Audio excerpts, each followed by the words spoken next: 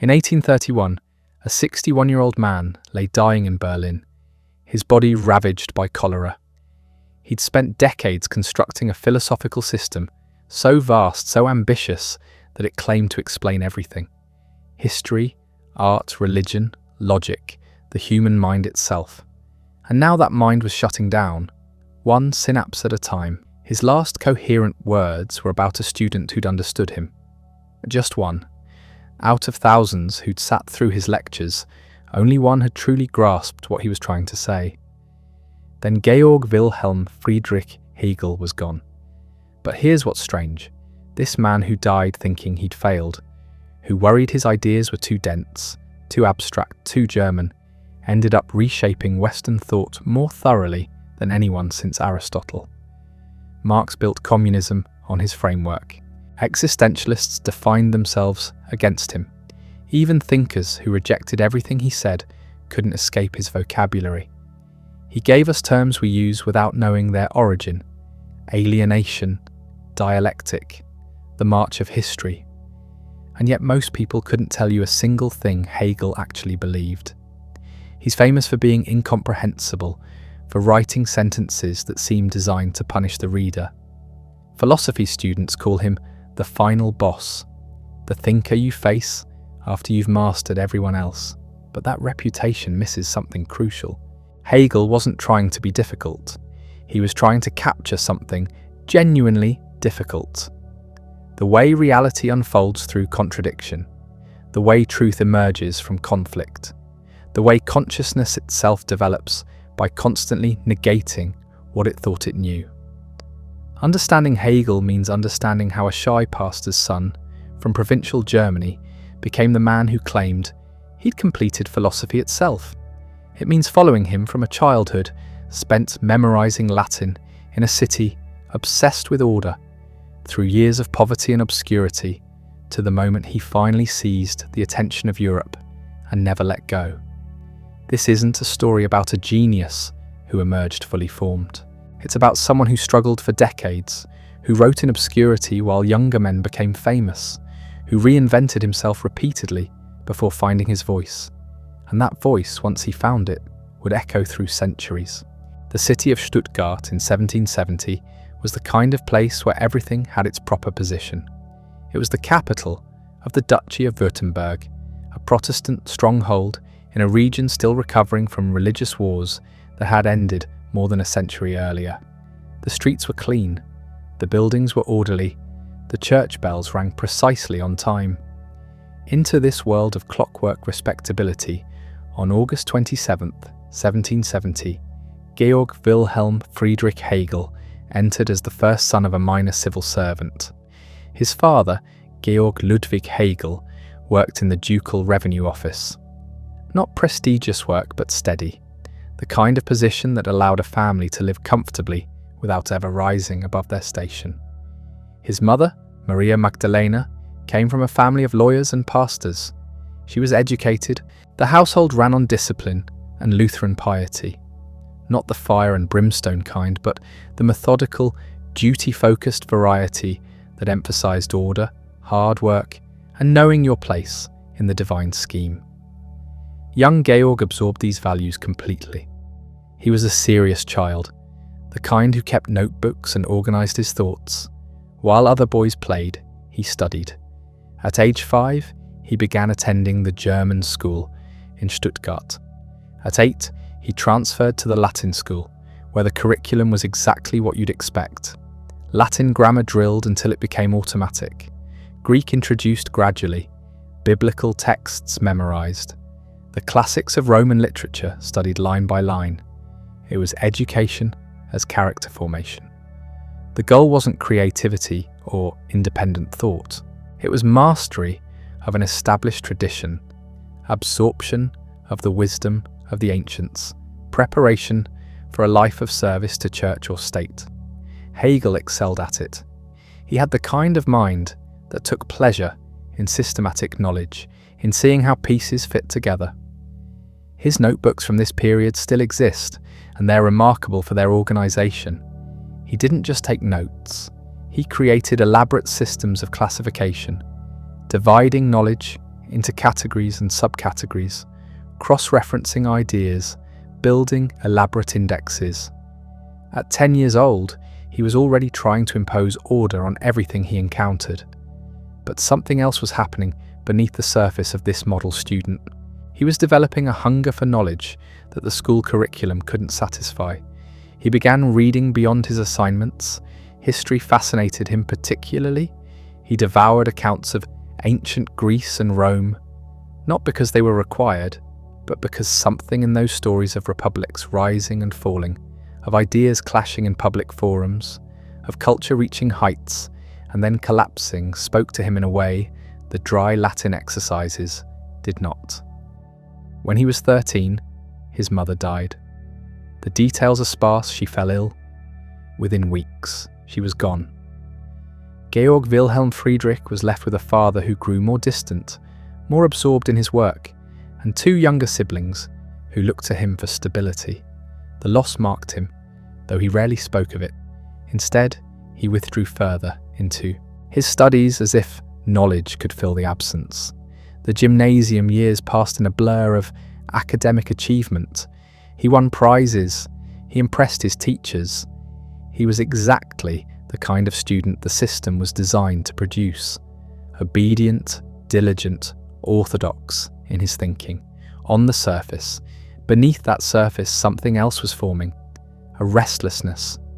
A sense that the ordered world of Stuttgart, with its hierarchies and its certainties, was perhaps too ordered, too certain. That maybe reality was messier, more contradictory, more alive than the neat categories he'd been taught to impose upon it. But he didn't have the language for that thought yet. He wouldn't for years. At 18, Hegel left Stuttgart for Tübingen, and the world opened in ways he hadn't anticipated. The Tübinger Stift wasn't just a seminary. It was an intellectual pressure cooker where the sons of Württemberg's middle class were trained for careers in the Lutheran Church. The building itself was medieval, a former Augustinian monastery, converted centuries earlier. Students lived in small rooms, attended lectures that began before dawn, and spent their evenings in mandatory study halls. The curriculum was rigorous. Theology, philosophy, classical languages, biblical criticism. The atmosphere was stifling. Rules governed everything. When you woke, when you ate, when you studied, when you slept. Attendance at religious services was compulsory. Deviation from orthodox Lutheran doctrine was punished.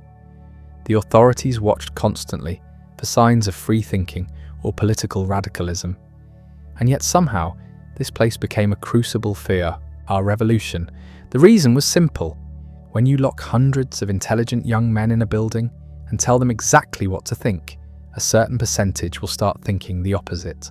Hegel arrived in October 1788, just in time to witness the early tremors of an earthquake about to reshape Europe. A year later, the Bastille fell. News from France trickled into Tübingen slowly at first, then in a flood. A king overthrown, an aristocracy abolished, the rights of man proclaimed. For students trained to accept hierarchy as divinely ordained, it was intoxicating and terrifying in equal measure. Hegel's roommate was Friedrich Hölderlin, a poet whose mind moved in directions that made even radical theologians nervous. Down the hall lived Friedrich Wilhelm Joseph Schelling, 5 years younger than Hegel, but somehow already further along in dismantling the philosophical foundations they'd been taught. The three became inseparable. They stayed up late talking about Kant, whose critique of pure reason had appeared just 7 years earlier and was still sending shockwaves through German universities. They debated Rousseau, whose vision of natural human freedom seemed to justify everything happening in France. They read Plato together and argued about whether the ancient Greek ideal of the polis, the unified community, could ever be recovered in the modern fragmented world. They also drank. A lot. The Stift's rigid schedule created pressure that needed release, and the local taverns provided it. Hegel earned a reputation as someone who could drink steadily through the night while maintaining perfect logical coherence in argument. Whether that's admirable or concerning probably depends on your relationship with philosophy and alcohol. But here's what matters. In those late-night conversations, Hegel began to develop the ideas that would define his mature work. The sense that reality moves through contradiction, that what appears opposed, thesis and antithesis, actually requires each other and moves toward a higher synthesis, that history isn't random but developmental, moving towards something, even if we can't yet see what. He wasn't alone in this. The entire generation of German thinkers was grappling with similar problems. How do you preserve freedom without descending into chaos? How do you maintain order without crushing the human spirit? How do you reconcile the individual with the community, reason with faith, change with stability? These weren't abstract questions. They were urgent, existential, political. The French Revolution had proven that the old answers didn't work. But what would replace them? The authorities at the Stift watched nervously as their students became more radical. In 1793, Hegel, Hölderlin and Schelling supposedly planted a liberty tree in a meadow outside Tübingen, dancing around it and singing revolutionary songs. The story might be apocryphal, but it captured something true about their state of mind. They believed they were living through the birth of a new world, that the categories of thought themselves were being overturned, that philosophy had to become revolutionary or become irrelevant. Hegel completed his theological studies in 1793. He passed his exams without distinction. His professors noted that he was diligent and knowledgeable, but showed no particular originality. They couldn't have been more wrong. But Hegel's genius was slow-burning. He needed time, experience, struggle. He needed to see his grand theories collide with reality and shatter and be rebuilt. That process was about to begin, and it would take him to places darker and more desperate than anything he'd imagined in the heady, revolutionary atmosphere of Tübingen. After graduation, Hegel faced a problem that would plague him for the next decade and a half. He needed money, but he had no clear path to earning it. The obvious route for a Stift graduate was ordination, a position as a pastor in some Württemberg village. Steady salary, modest respect, a life of sermons and baptisms and funerals. Everything in Hegel recoiled from it. He'd spent 5 years studying theology and had emerged convinced that traditional Christianity, with its supernatural claims and its emphasis on faith over reason, was intellectually bankrupt. He couldn't in good conscience preach what he no longer believed. But what else could he do? Academic positions were scarce, reserved for men with powerful patrons or family connections. Hegel had neither. So he did what thousands of educated but penniless young men had done before him. He became a house tutor. In the autumn of 1793, he accepted a position with the von Steiger family in Bern, Switzerland. The work was exactly what you'd imagine, teaching the children of a wealthy patrician family. Latin, Greek, mathematics, whatever the parents deemed necessary for a proper education. The pay was adequate, the accommodations comfortable, the intellectual stimulation non-existent. Hegel was miserable. The von Steigers were kind enough, but they inhabited a world utterly foreign to him. They were concerned with social position, with maintaining their place in Bern's rigid hierarchy. Politics to them meant local gossip and jockeying for influence. The revolution convulsing France might as well have been happening on another planet. Meanwhile, Hegel's mind was on fire with questions that had no outlet. He spent his free time, what little of it there was, reading voraciously and taking notes.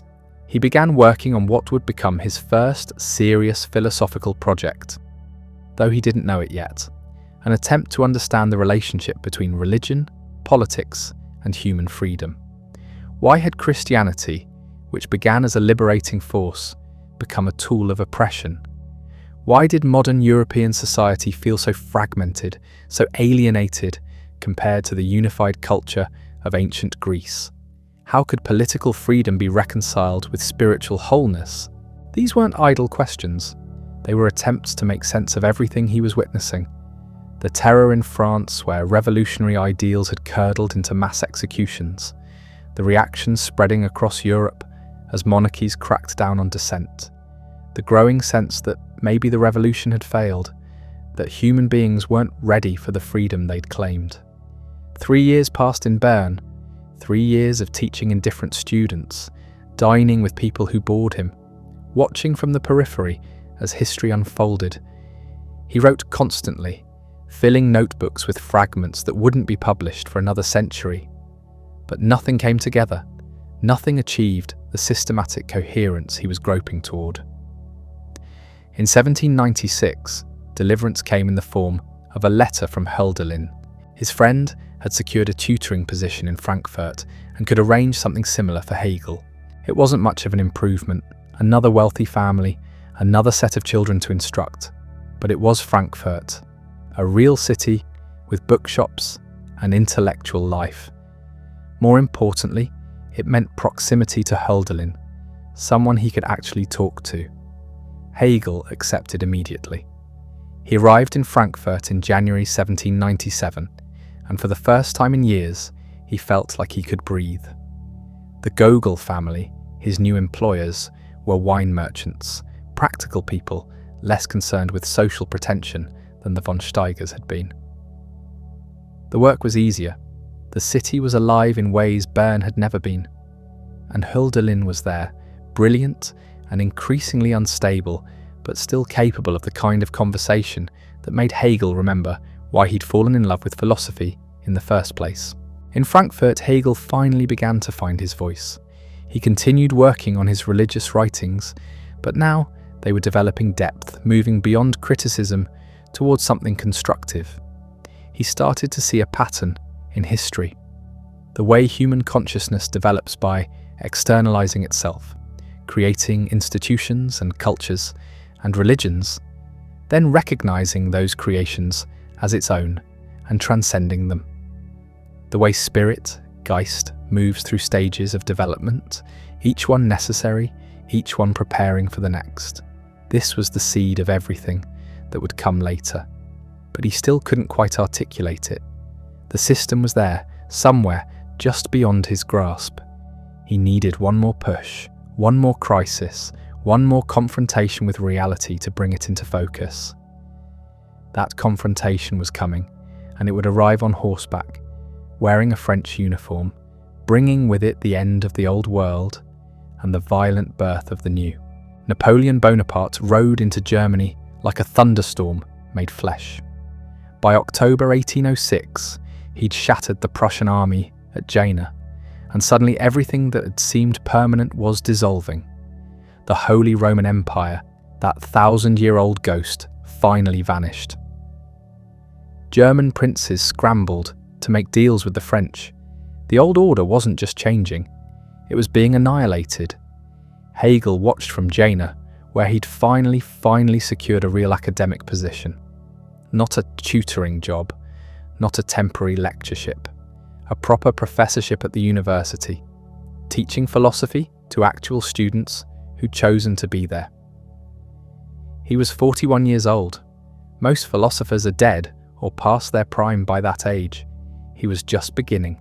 The position had come through in 1801, thanks largely to Schelling, who'd arrived in Jena the year before and pulled Hegel in after him. They'd been friends since the Tübingen days, though the friendship was already fraying. Schelling had become famous young, publishing brilliant works on nature and art while still in his 20s. Hegel had published almost nothing. The resentment was inevitable, even if neither acknowledged it. But Jena was electric. The university had become the centre of German intellectual life. Fichte had been there until his atheism scandal forced him out. The Schlegel brothers were nearby, leading the Romantic movement. Goethe visited from Weimar. Young minds converged there, hungry for new ideas. Convinced they were witnessing the birth of something unprecedented, Hegel threw himself into teaching. His lectures were dense, difficult, sometimes incomprehensible. Students complained that he spoke in half-formed sentences, constantly revising his thoughts midstream, searching for the right formulation. But something was happening in those lectures. The system he'd been groping toward for years was finally taking shape. He started collaborating with Schelling on a journal, the Critical Journal of Philosophy. They wrote manifestos together, attacking their enemies, defending the new idealism against all comers. But tensions emerged. Schelling's philosophy rested on intuition, on immediate insight into the absolute. Hegel was beginning to think this was too easy, too quick. Truth couldn't be achieved in a flash of mystical vision. It had to be worked through, stage by stage, with each moment preserved and transcended in the next. The break came slowly, then all at once. In 1803, Schelling left Jena. Officially, it was for a position elsewhere. Really, they couldn't work together anymore. Hegel's first major book, when it finally appeared, would contain a preface so devastating in its implicit criticism of Schelling that their friendship would never recover. But that book wasn't ready yet. Nothing was ready. Hegel kept teaching, kept writing, kept wrestling with ideas that refused to crystallize. His personal life was a mess. He'd gotten his landlady pregnant. Christiane Burckhardt was a respectable widow, but respectable widows don't have illegitimate children with impoverished philosophers. She gave birth to a son, Ludwig, in February 1807. Hegel acknowledged paternity, paid what he could, but marriage was impossible. He had no money, no prospects, no way to support a family. And then Napoleon arrived. October 13th, 1806, the Battle of Jena. Hegel could hear the cannons from his lodgings. French troops poured into the city. There was looting, chaos, the usual aftermath of conquest. Hegel watched French soldiers march past his window and felt something strange, not fear, not exactly, something closer to awe. He wrote to a friend, "I saw the emperor, this world's soul, riding out of the city on reconnaissance. It is indeed a wonderful sensation to see such an individual who, concentrated here at a single point, astride a horse, reaches out over the world and masters it." The world's soul. Hegel didn't use that phrase carelessly. In his emerging philosophy, the Weltgeist, world spirit, was the force driving history forward. Spirit realized itself through great individuals who embodied the next necessary stage of development. They didn't know what they were doing. Not really. They thought they were pursuing personal ambition, but they were instruments of something larger, vehicles through which history moved forward. Napoleon was destroying the old feudal order, spreading revolutionary principles across Europe whether he meant to or not. The Napoleonic Code was replacing arbitrary aristocratic privilege with rational law. The French conquest was traumatic, violent, but it was also necessary. The old world had to die so the new could be born. Most Germans saw Napoleon as a monster, a tyrant, the enemy. Hegel saw him as the midwife of modernity, but admiration didn't pay rent. The university was collapsing. Students fled. Salaries stopped. Hegel's lodgings were ransacked by French soldiers. His manuscripts were scattered. He scrambled to gather them, terrified that years of work might be lost. One manuscript mattered more than all the others. He'd been working on it for years, writing and rewriting, trying to capture the movement of consciousness, from its simplest forms to its highest expression. He'd finally finished it just before Napoleon arrived. The Phenomenology of Spirit, his first real book, the foundation of everything that would follow. He needed to get it to the publisher immediately. The contract required delivery by October 13th, the exact day of the battle. As cannons boomed in the distance, Hegel wrapped the manuscript carefully and sent it to Bamberg, praying it would arrive intact. It did. Barely. The publisher, furious at the chaos, nearly cancelled the whole project, but Hegel begged. He revised. He added new material, even as the type was being set. The book appeared in 1807, published in sections over several months, because the printer kept running out of paper. Nobody understood it. The Phenomenology is one of the most difficult books ever written. Not difficult like advanced mathematics, where the steps are clear if you have the training. Difficult like a labyrinth where the walls keep shifting. Hegel traces consciousness through stage after stage of development, each one necessary, each one containing the seeds of its own dissolution. We start with sense certainty, the immediate encounter with particular things. This pen, this desk, this moment. But we can't stay there. The moment we try to speak about what we encounter, we're already using universal concepts. This isn't particular. This can refer to anything. So consciousness moves to perception, trying to grasp objects as stable things with properties. But that falls apart too. The object only exists as a unity of properties, but each property leads beyond it to other objects, other contexts. The unity dissolves. Then understanding, where we try to grasp the laws behind appearances.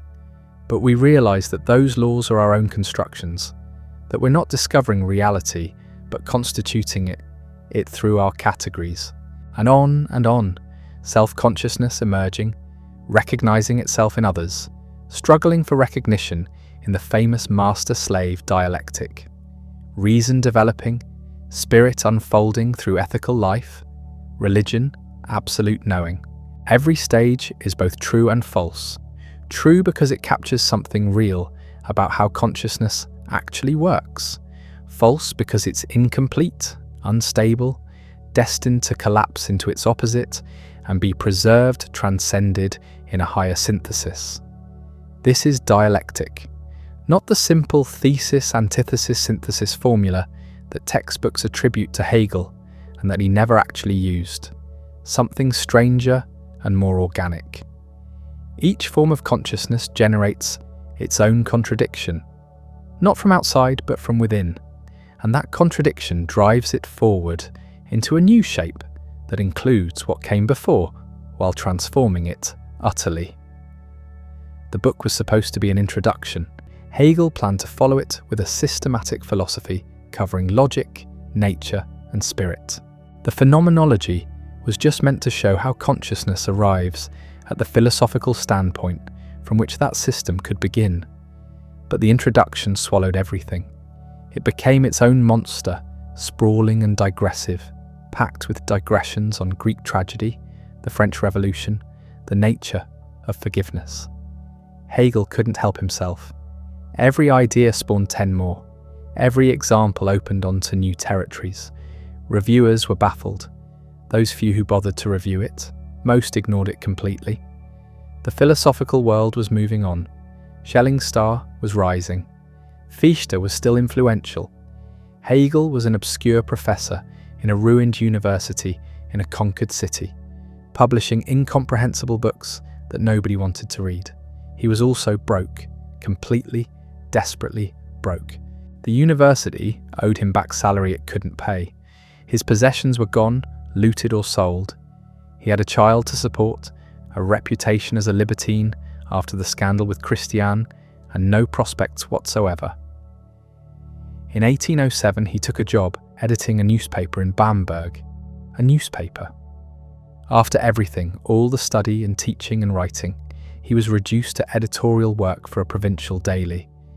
He moved to Bamberg in March, leaving Jana behind, leaving his son with Christiane, stepping away from academic life entirely.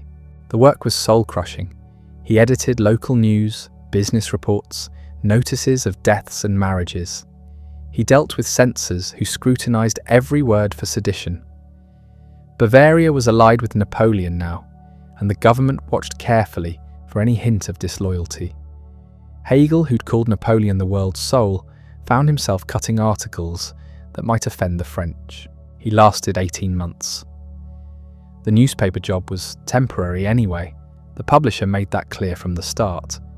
By late 1808, Hegel was job hunting again, sending letters to anyone who might help, calling in every favour he could.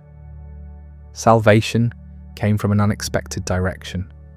The Bavarian government was reforming its education system, modernising the gymnasiums, the secondary schools that prepared students for university. They needed qualified teachers, people with real philosophical training who could handle the classical curriculum. A position opened in Nuremberg, rector of the Aegidian Gymnasium, the city's main secondary school. It wasn't a university post. It meant teaching teenagers, not training philosophers. But it was stable, salaried, respectable. Hegel accepted immediately. He arrived in Nuremberg in November 1808, 48 years old, starting over again. The school was in chaos. The previous rector had been incompetent. Discipline was non-existent. The curriculum was outdated. The building was falling apart. Hegel threw himself into administration with the same intensity he brought to philosophy. He reorganized the curriculum. He imposed strict discipline. He taught classes himself, mostly logic and ethics, using his own textbooks that he wrote specifically for the students. Those textbooks are fascinating. They're Hegel's system in miniature, stripped down for teenage comprehension, but retaining all the essential moves. He's working through the same problems he'd addressed in the Phenomenology, but now he has to make them clear, has to find ways to explain dialectical thinking to 16-year-olds who just want to pass their exams. Teaching forced him to clarify. The system that had sprawled wildly in the Phenomenology began to condense to find its proper structure. He started work on what would become the science of logic, his systematic treatment of pure thought, the categories and movements through which reason operates before it encounters any particular content. This is Hegel's most difficult work, even more forbidding than the Phenomenology. Pure logic, examined not as formal rules but as a living process, being, nothing, becoming, quality, quantity, measure, essence, appearance, actuality, the concept developing through subjectivity, objectivity, finally achieving the absolute idea. Every term generates its opposite. Every opposite is reconciled in a higher unity. The movement is necessary, not arbitrary. You can't skip steps. Each stage contains all the previous stages transformed. The whole thing builds toward a conclusion that's also a new beginning. The absolute idea recognizing itself as the process of its own self-development.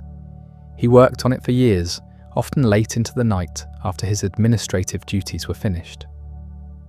Volume 1 appeared in 1812, Volume 2 in 1813, the final volume in 1816. By then, Hegel had been in Nuremberg for 8 years. Those years also brought personal stability he'd never known. In 1811, he married Marie von Tucher, daughter of a prominent Nuremberg family.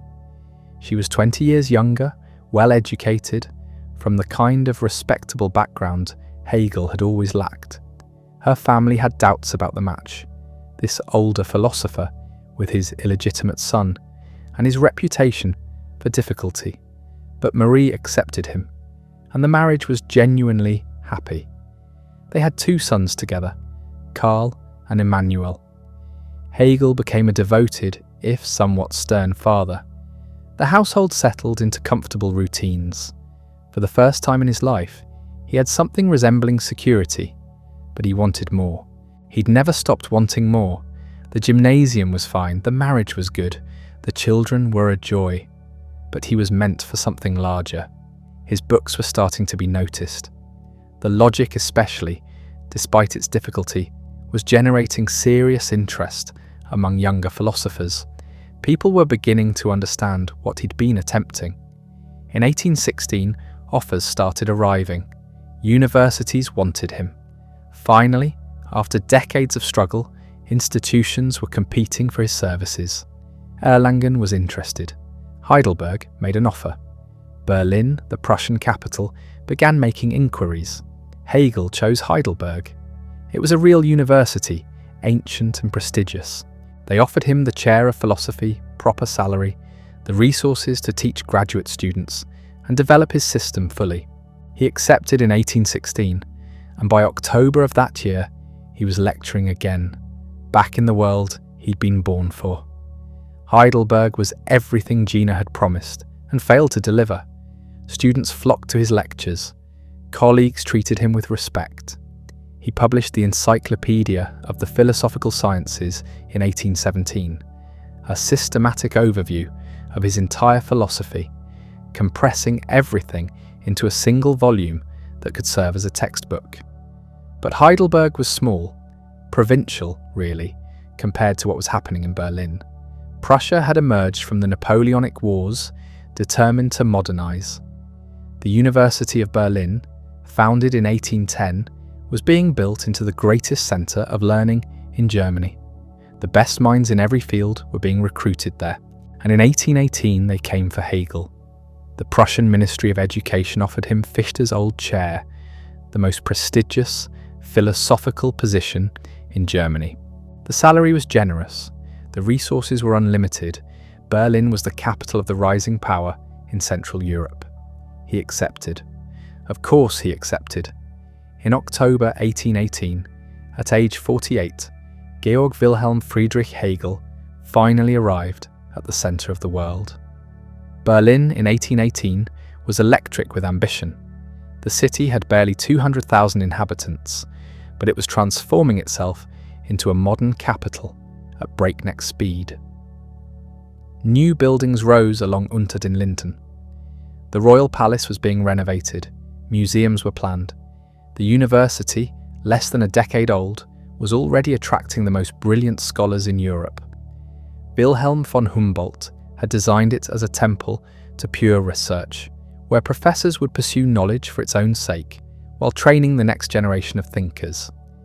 Hegel's inaugural lecture drew a massive crowd. Students packed the hall, faculty members came to size up the new arrival. This was the man everyone was talking about, the philosopher who'd supposedly solved the problems left by Kant, who'd written books so difficult that even other philosophers struggled with them. What would he actually say when forced to speak plainly? He disappointed no one. Standing before that audience, Hegel outlined his vision with surprising clarity. Philosophy wasn't abstract speculation disconnected from life. It was the most practical thing imaginable. It revealed the rational structure underlying everything: history, politics, art, religion, science. Understanding that structure meant understanding reality itself. And Berlin, this new university in this rising capital, would be the place where philosophy finally fulfilled its destiny. The audience was electrified. Here was someone who took ideas seriously, who believed philosophy mattered in the real world. Students began signing up for his courses immediately. Within months, Hegel was the most popular professor at the university. His lectures became legendary, though not for the reasons you might expect. He wasn't a natural performer. He spoke haltingly, often pausing mid-sentence to search for the right word. He'd revise himself constantly, adding qualifications and clarifications until simple statements became labyrinthine. He read from notes written in nearly illegible handwriting, squinting at the pages, losing his place, backtracking to points he'd made 10 minutes earlier. And yet students sat transfixed.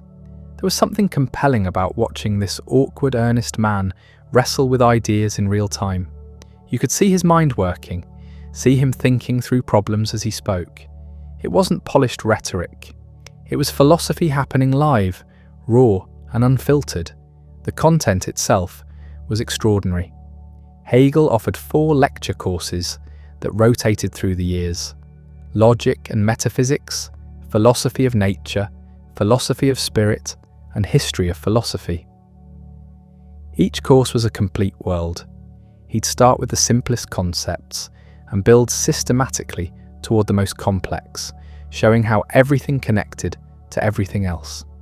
Students who stuck with him for multiple semesters began to see the whole architecture of his system emerging. But he also taught something else. Philosophy of right, his lectures on political and social philosophy, became the most influential course he ever gave.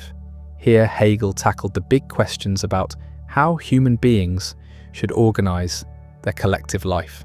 What's the relationship between individual freedom and social order? What makes laws legitimate? What's the role of the state? How does history progress? His answers were complex and often misunderstood. He argued that true freedom wasn't doing whatever you wanted, that was just arbitrary willfulness. Real freedom meant acting rationally, aligning your will with reason, and reason manifested itself in institutions, family, civil society, the state. These weren't external constraints on freedom. They were the very structures through which freedom became actual. The state wasn't the enemy of individual liberty. It was its highest realization. A well-ordered state embodied the rational will of the community. Its laws weren't arbitrary impositions, but expressions of collective reason. To obey such laws wasn't submission, it was self-determination.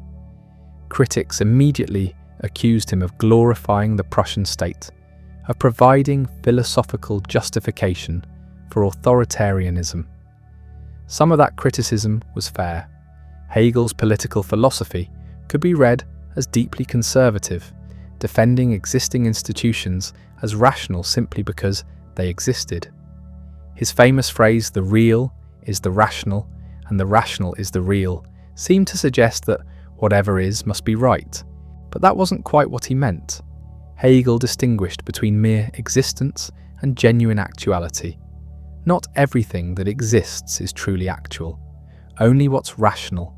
What embodies reason's necessary development counts as actual. Institutions that contradict reason are mere appearances, doomed to be swept away by history's dialectical movement.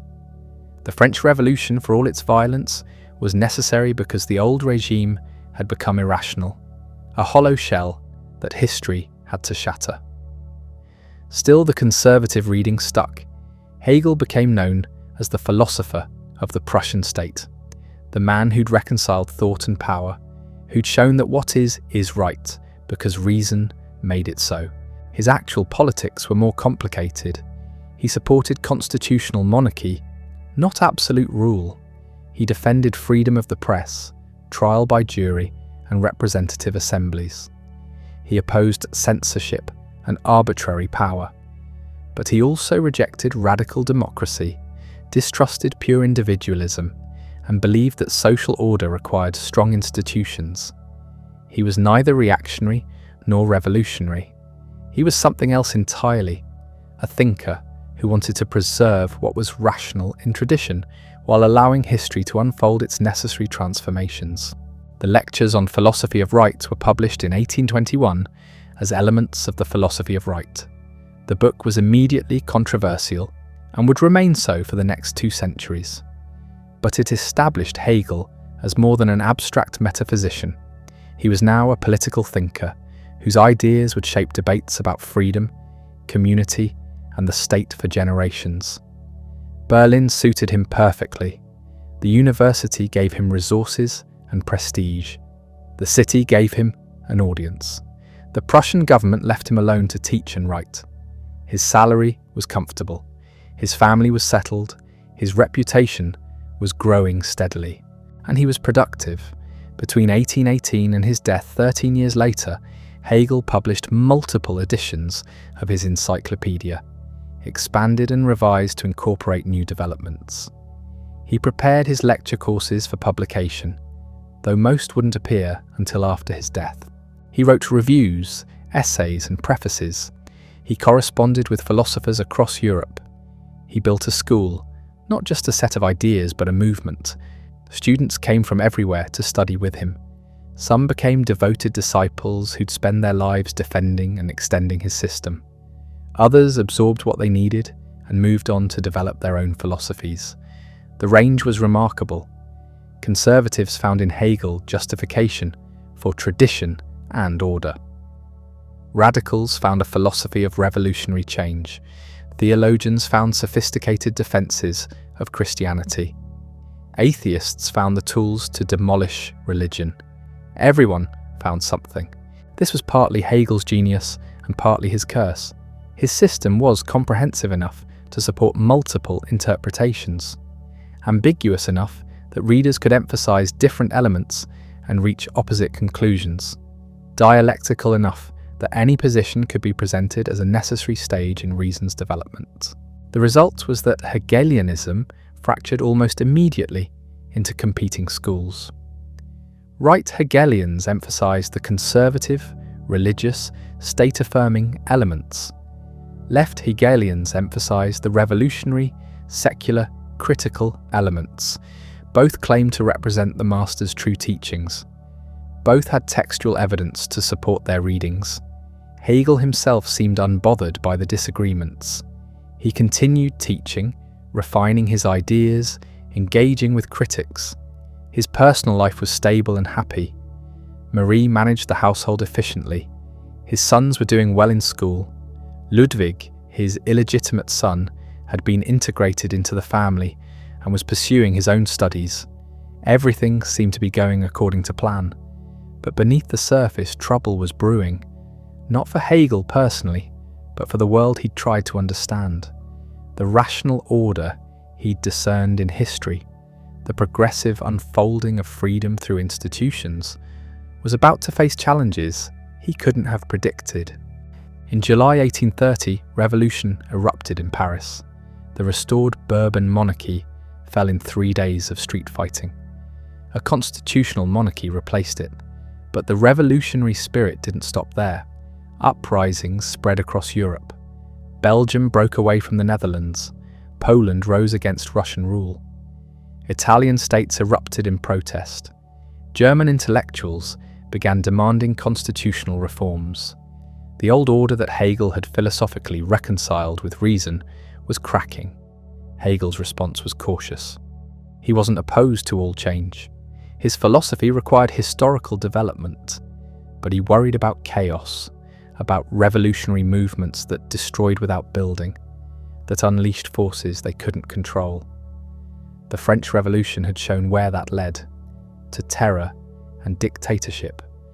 Better to have orderly reform guided by rational institutions than violent upheaval driven by passion.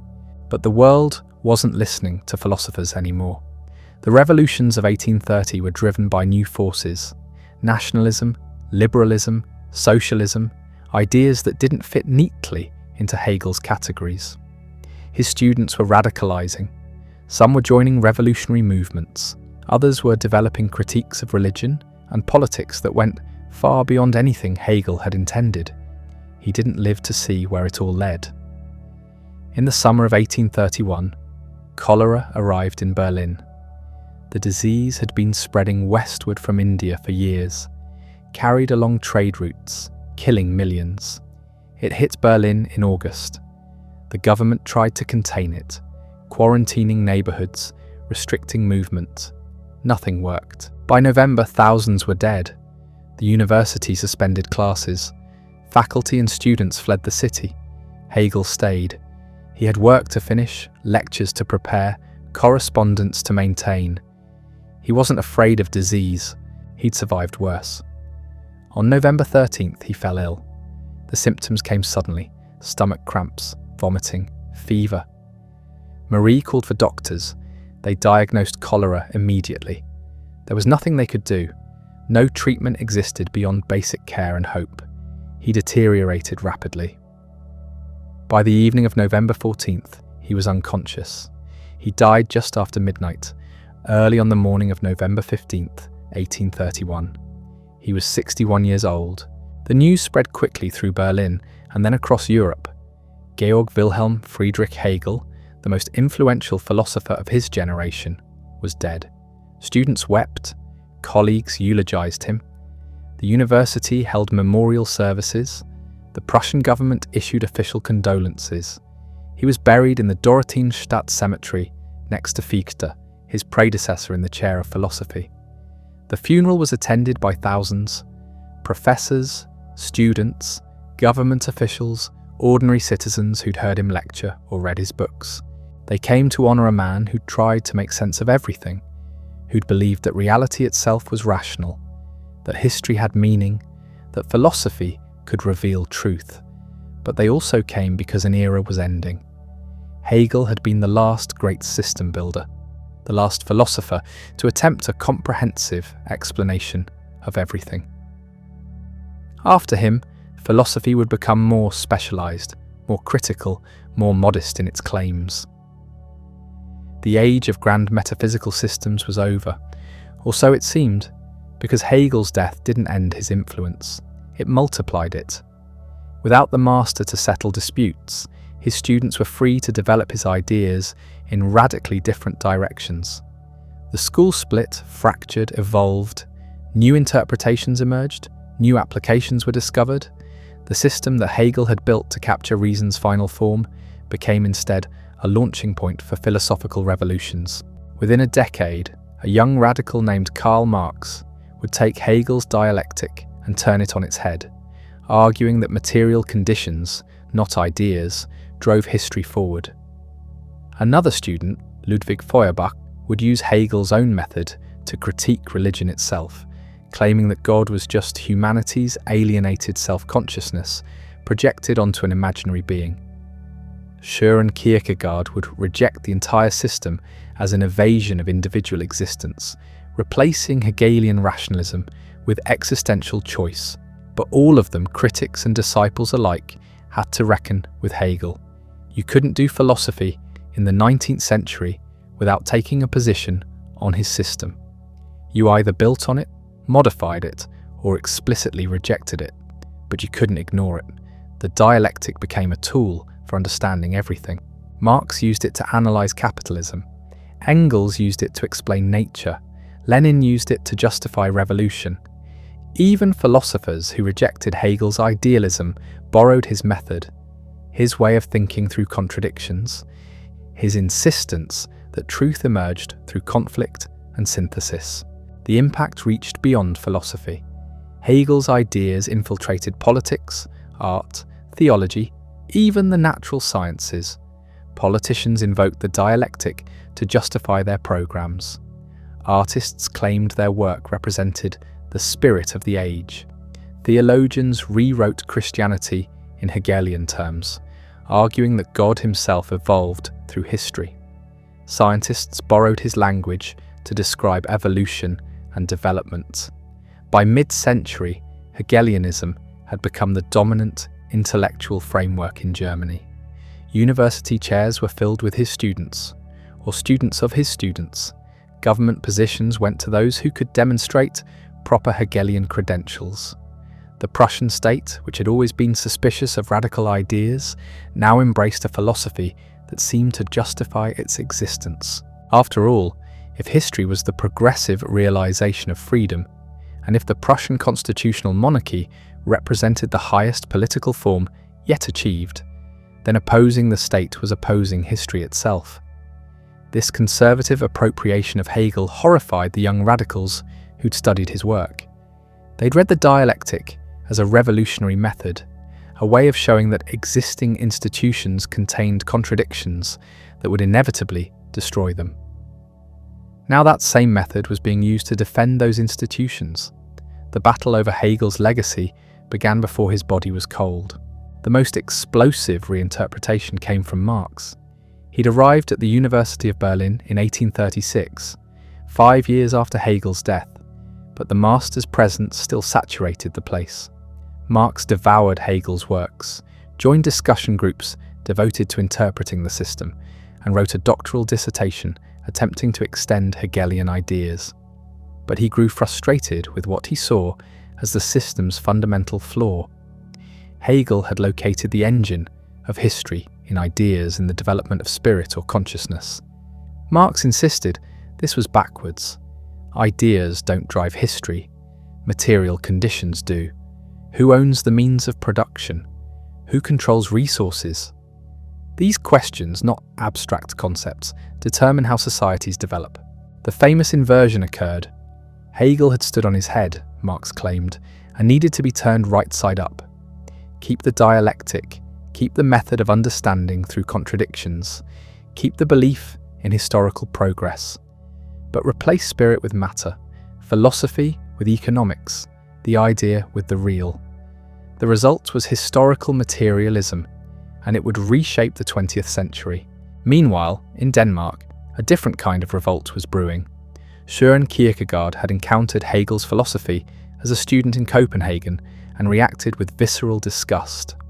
The system, with its neat categories and logical progressions, seemed to him a betrayal of what it meant to be human. We're not concepts, we're existing individuals, thrown into the world, forced to make choices without certainty, living in anxiety and dread. Hegel's attempt to comprehend everything rationally was for Kierkegaard an attempt to escape from existence itself. He wrote pseudonymously, creating fictional authors who attacked the system from different angles. One would mock its pretensions, another would reveal its ethical inadequacies, a third would insist on the irreducibility of religious faith to philosophical knowledge. The attacks were brilliant, funny, and devastating, but they were also written in Danish and published in small print runs. Few people read them during Kierkegaard's lifetime. His influence would come later in the 20th century, when existentialists discovered his work and recognized a predecessor. In Germany itself, the Hegelian school fragmented. The old Hegelians, mostly professors who'd studied directly with the master, tried to preserve the system intact. They emphasized its conservative elements, its reconciliation of reason and religion, its justification of existing institutions. The young Hegelians, radical students and junior faculty, seized on the critical, revolutionary potential they saw in the dialectic. They used Hegel's own method to attack Christianity, the Prussian state, traditional morality. Ludwig Feuerbach led the charge. His book, The Essence of Christianity, published in 1841, applied Hegelian analysis to religion itself. God, Feuerbach argued, was nothing but human nature, projected outward and worshipped as something external. We created God in our own image, then forgot we'd done so and bowed down before our own creation. Religion was alienation, the separation of humanity from itself. The solution wasn't reform, but abolition. Recognize God as a human invention, reclaim the qualities we'd attributed to him, and become fully human. Marx read Feuerbach and was electrified. Here was the key to understanding not just religion, but all ideology. Humans create systems of ideas that disguise and justify existing power relations, then treat those ideas as eternal truths. Religion, law, morality, philosophy itself. All of it was ideology. All of it served the interests of ruling classes, and all of it could be exposed through proper analysis. But Marx went further. Feuerbach had shown that religion was alienation. Marx argued that religion was merely a symptom. The real alienation was economic. Workers under capitalism were separated from the products of their labour, from their own human essence, from each other. They created value but didn't control it. They worked but remained poor. The system extracted their life activity and turned it into profit for others. Religion was the sigh of the oppressed creature, the opium that dulled the pain of real suffering. To eliminate religious alienation, you had to eliminate its economic foundation. This was Hegel transformed into a weapon. The dialectic became a tool for revolutionary analysis. History was still progressing toward freedom, but freedom wouldn't be achieved through philosophy or constitutional reform. It would come through class struggle, through the overthrow of capitalism, through the workers seizing control of production. The contradictions within capitalism would inevitably destroy it, just as contradictions had destroyed every previous economic system. The revolution was historically necessary. Across the Atlantic, a very different appropriation was occurring. American philosophers, isolated from European debates and focused on practical concerns, encountered Hegel through British intermediaries. What emerged was a strange hybrid called absolute idealism, which combined Hegelian metaphysics with British empiricism and American pragmatism. Josiah Royce at Harvard became the leading American Hegelian, developing a system that preserved the absolute while grounding it in experience and community. But the real American engagement with Hegel came through the movement that would eventually be called pragmatism.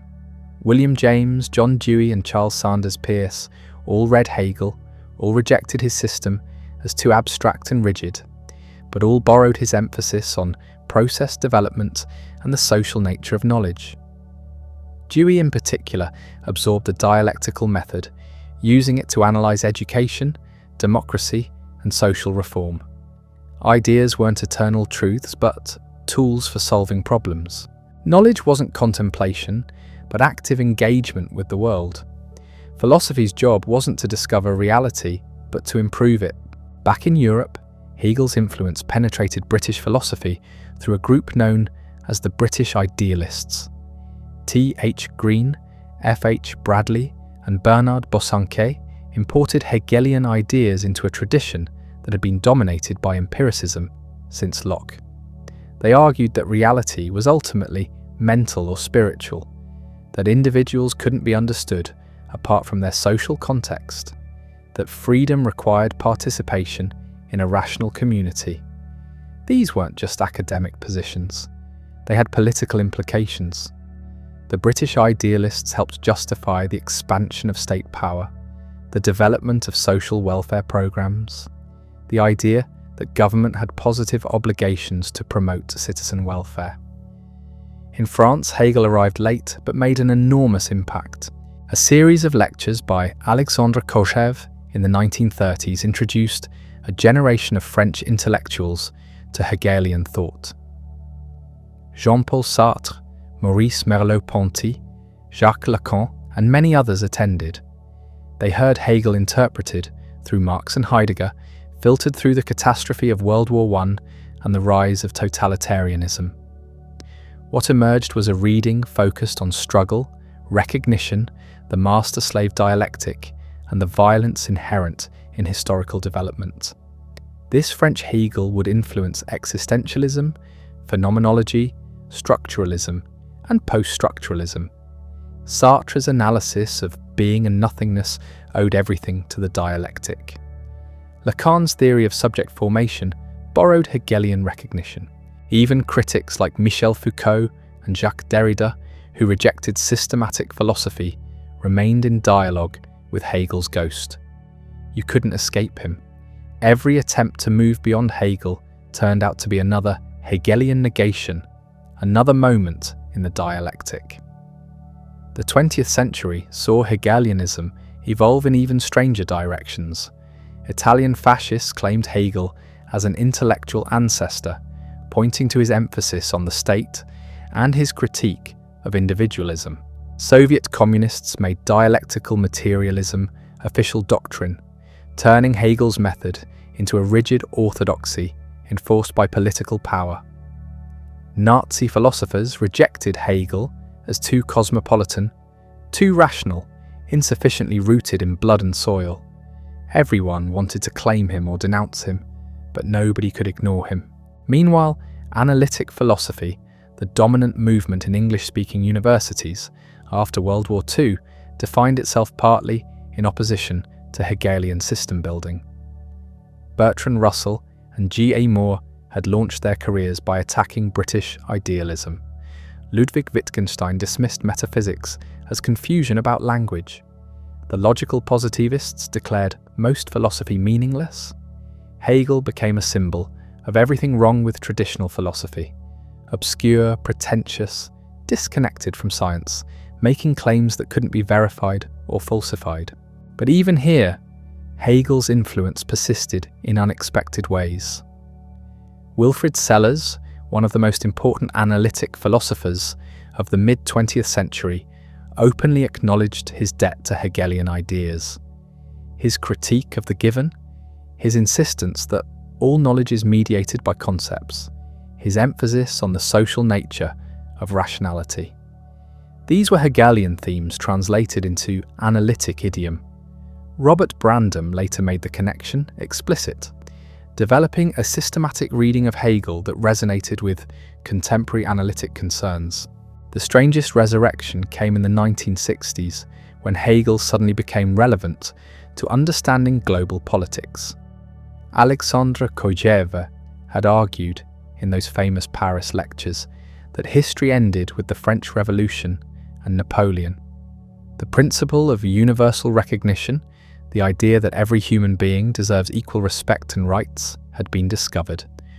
All subsequent history was just working out the implications. The basic question was settled. This interpretation lay dormant for decades until Francis Fukuyama revived it after the Cold War ended. His essay and later book, The End of History and the Last Man, argued that liberal democracy represented the final form of human government. Not because it was perfect, but because it resolved the fundamental contradictions that had driven historical development. The struggle for recognition, the conflict between masters and slaves, the tension between individual freedom and collective identity. All of this found its solution in democratic capitalism. History, in the Hegelian sense, was over. The claim provoked outrage, mockery, and serious debate. Critics pointed to ongoing conflicts, rising authoritarianism, the persistence of poverty and inequality. How could anyone claim history had ended while wars raged and injustices multiplied? But Fukuyama, like Kojèva before him, wasn't making an empirical claim about current events. He was making a philosophical claim about the exhaustion of fundamental alternatives. Liberal democracy might be flawed, might be poorly implemented, might face challenges, but what rival system offered a superior solution to the basic problems of political organization? The debate continues. China's rise, the return of nationalism, the crisis of liberalism itself. All of these challenge the end of history thesis, but the very terms of the debate, the framework through which we understand historical development, remain Hegelian. We still think about progress, about contradictions driving change, about the movement toward greater freedom and recognition. We've absorbed the dialectics so thoroughly that we don't realize we're using it. Today, Hegel's reputation among professional philosophers is complex. Few would call themselves Hegelians without qualification. The grand system, with its logical necessity and its comprehensive scope, strikes most contemporary thinkers as implausible. We're too aware of contingency, too skeptical of totality, too suspicious of systems that claim to explain everything. The 20th century taught us to be modest in our philosophical ambitions, yet Hegel refuses to disappear. New interpretations continue to emerge. Scholars argue about what he really meant, how his obscure passages should be read, whether his system can be salvaged or should be abandoned. The secondary literature grows exponentially. University courses on Hegel remain packed. His books continue to be translated, annotated, debated. 2 centuries after his death, he's still a living presence in philosophy. Part of this is simply historical importance. You can't understand modern thought without understanding Hegel. Marx, Kierkegaard, Nietzsche, Dewey, Heidegger, Sartre. Everyone was responding to him, working through him, trying to escape his shadow. To study philosophy is to study Hegel's influence, whether you like it or not. But there's something more. Hegel asked questions that remain urgent. How do we make sense of historical change? How do individual actions relate to large-scale social transformations? How does consciousness relate to the material world? How do we reconcile freedom with necessity, particularity with universality, individual identity with social belonging? These aren't antiquarian puzzles. They're the questions we still struggle with when we try to understand our world. And his method, the dialectic itself, remains a powerful tool for thinking through contradictions. Not because it delivers certain truth, not because it reveals absolute knowledge, but because it forces us to take seriously the tensions and conflicts that structure our experience. Progress comes through struggle. Understanding emerges through confronting opposition. Truth develops rather than being simply discovered. These insights survive even when the system that produced them has been abandoned. The encounter with Hegel is transformative in a way that few philosophical educations are. Most thinkers can be read, understood, filed away. Hegel demands something different. He changes how you think. Once you've worked through the Phenomenology or the logic, you can't return to seeing the world in simple static categories. Everything becomes process, development, contradiction, working itself out. The table in front of you isn't just a table, it's the crystallization of human labour, the product of historical development embedded in networks of social relations. The seemingly solid dissolves into movement. This is both exhilarating and exhausting. It's exhilarating because it makes everything, philosophically, alive. There are no neutral facts, no bare objects, no experiences that don't carry layers of meaning and history. The world becomes richer, more complex, more interesting. But it's exhausting because you can never rest in simplicity again. Every answer generates new questions. Every resolution reveals new contradictions.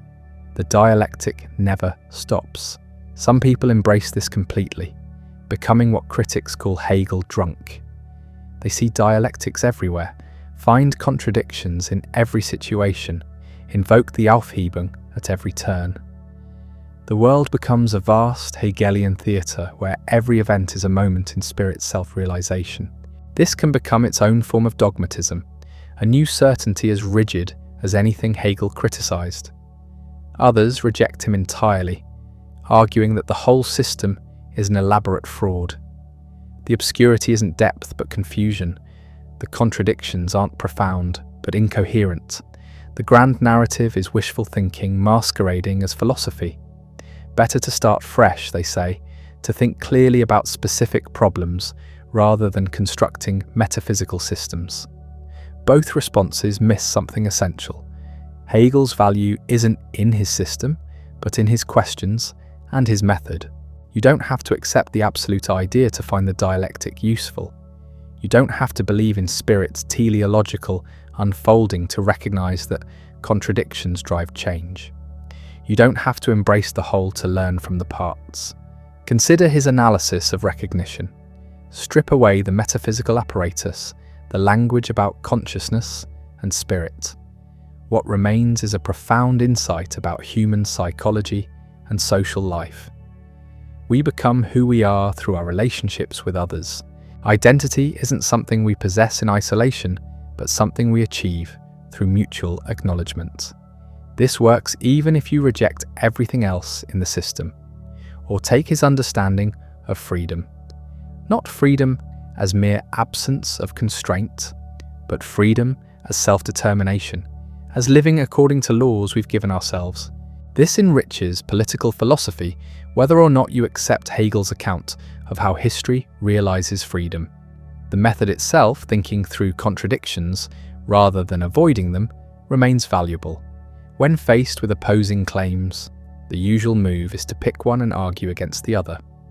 Hegel taught us to ask whether the opposition itself might be false, whether both sides might be partially right, whether a higher synthesis might preserve what's true in each while transcending their one-sidedness.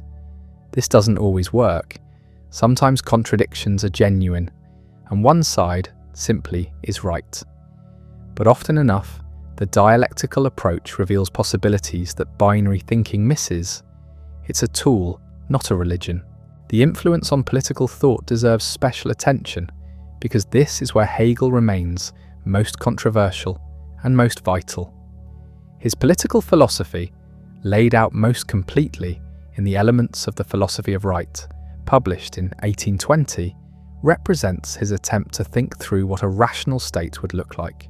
Critics have read this book as a defense of the Prussian status quo, a betrayal of the revolutionary spirit of his youth. The state, Hegel argues, is the actualization of freedom. Not just any state, but a properly organized rational state that recognizes individual rights while binding citizens together in shared institutions. The family provides immediate ethical life. Civil society, the realm of economic activity and particular interests, develops individual autonomy. The state synthesizes these, creating a community where individuals are both free and united. This sounds abstract, but Hegel had concrete proposals. He supported constitutional monarchy, not absolute rule. He defended trial by jury, freedom of the press within limits, and property rights.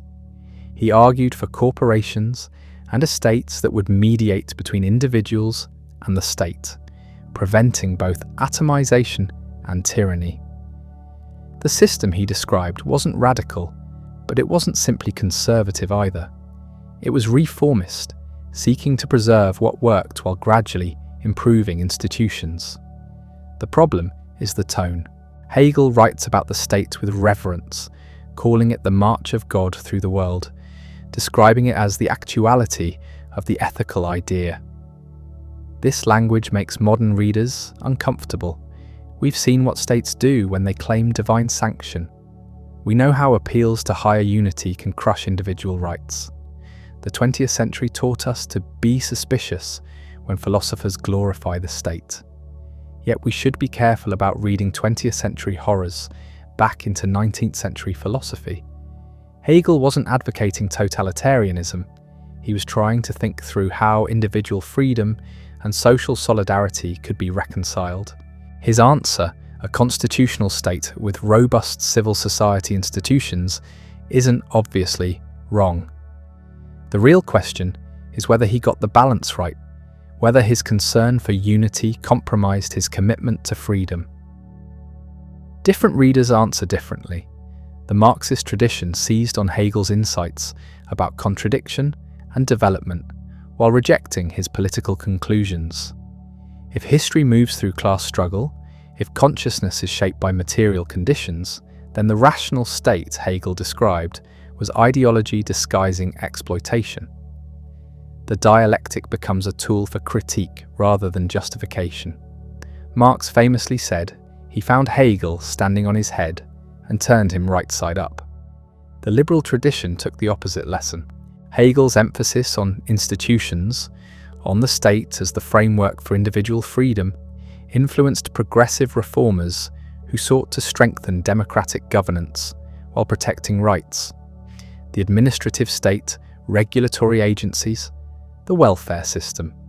These can be seen as attempts to realize something like Hegel's vision of a rational state mediating between individual and community. The conservative tradition found in Hegel a defense of tradition, authority, and organic community against revolutionary upheaval. Edmund Burke meets German idealism. The state isn't a machine we can redesign at will, but a living organism that develops historically. Radical change tears the social fabric. Reform must respect inherited institutions. All three readings find something in Hegel which tells you both about his richness and his ambiguity. He provides resources for multiple political projects. This isn't necessarily a virtue. Philosophy should clarify, not obscure. But it does mean that Hegel remains politically relevant in ways that most philosophers don't. The question of how to balance freedom and solidarity, individual rights and social belonging, hasn't been resolved. We're still working through the tension Hegel identified. Contemporary political philosophy continues to grapple with distinctly Hegelian problems. Communitarians like Charles Taylor and Michael Sandel argue against liberal individualism using recognizably Hegelian themes. Identity is social. Freedom requires community. Rights need context. We can't understand ourselves as isolated atoms contracting with strangers. We're embedded in networks of recognition and shared meaning. Their liberal opponents, philosophers like John Rawls and Ronald Dworkin, push back, but even they often work within a framework Hegel established. Rawls's concern for stability, for overlapping consensus, for institutions that can endure while respecting pluralism. These are Hegelian concerns, even if Rawls reaches different conclusions. The debate about multiculturalism and recognition owes much to Hegel as filtered through Taylor. Different groups seeking acknowledgement of their distinct identities, demanding that their particular cultures be respected within a universal framework of rights. This is the struggle for recognition playing out in contemporary politics. Hegel didn't foresee these specific conflicts, but he gave us the conceptual tools to understand them. The same applies to debates about economic justice. Is capitalism rational? Does it actualize freedom or undermine it?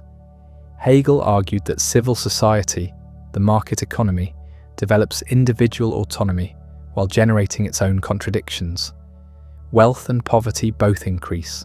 The system produces a rabble, an underclass excluded from participation. He had no solution to this, just the observation that civil society can't resolve its own contradictions internally. That sounds remarkably contemporary. The inequality, the precarity, the sense that economic freedom for some means economic domination of others. We're still trying to work out whether and how markets can be reconciled with genuine freedom for all. Hegel identified the problem without solving it, which makes him both frustrating and valuable. His philosophy of history remains perhaps his most controversial legacy, the idea that history has direction, that it's moving toward greater freedom and rationality, that Europe represents the culmination of this development. This can sound dangerously Eurocentric, teleological, even racist. Hegel did write appallingly about non-European peoples, describing Africa as the land of childhood, claiming that Africans had no history. These passages are indefensible. They reflect the prejudices of his time, but that doesn't excuse them.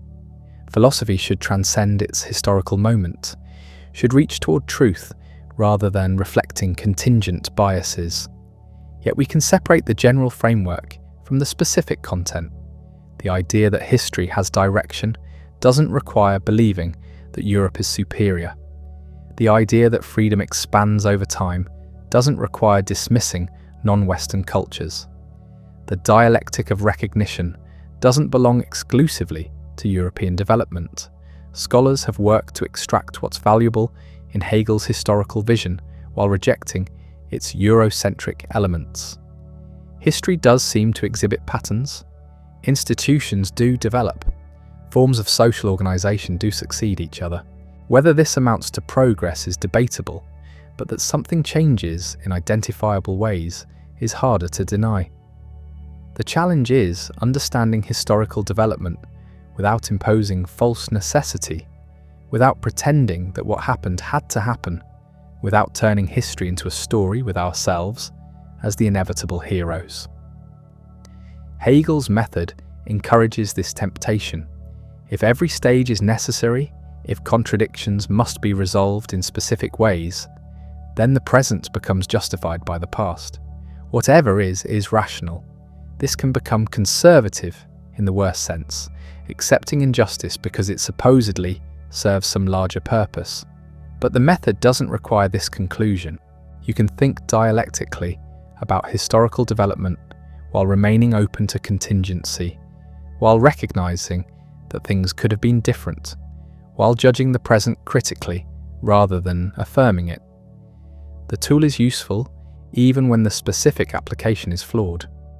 What makes Hegel permanently valuable isn't his system, but his sensibility.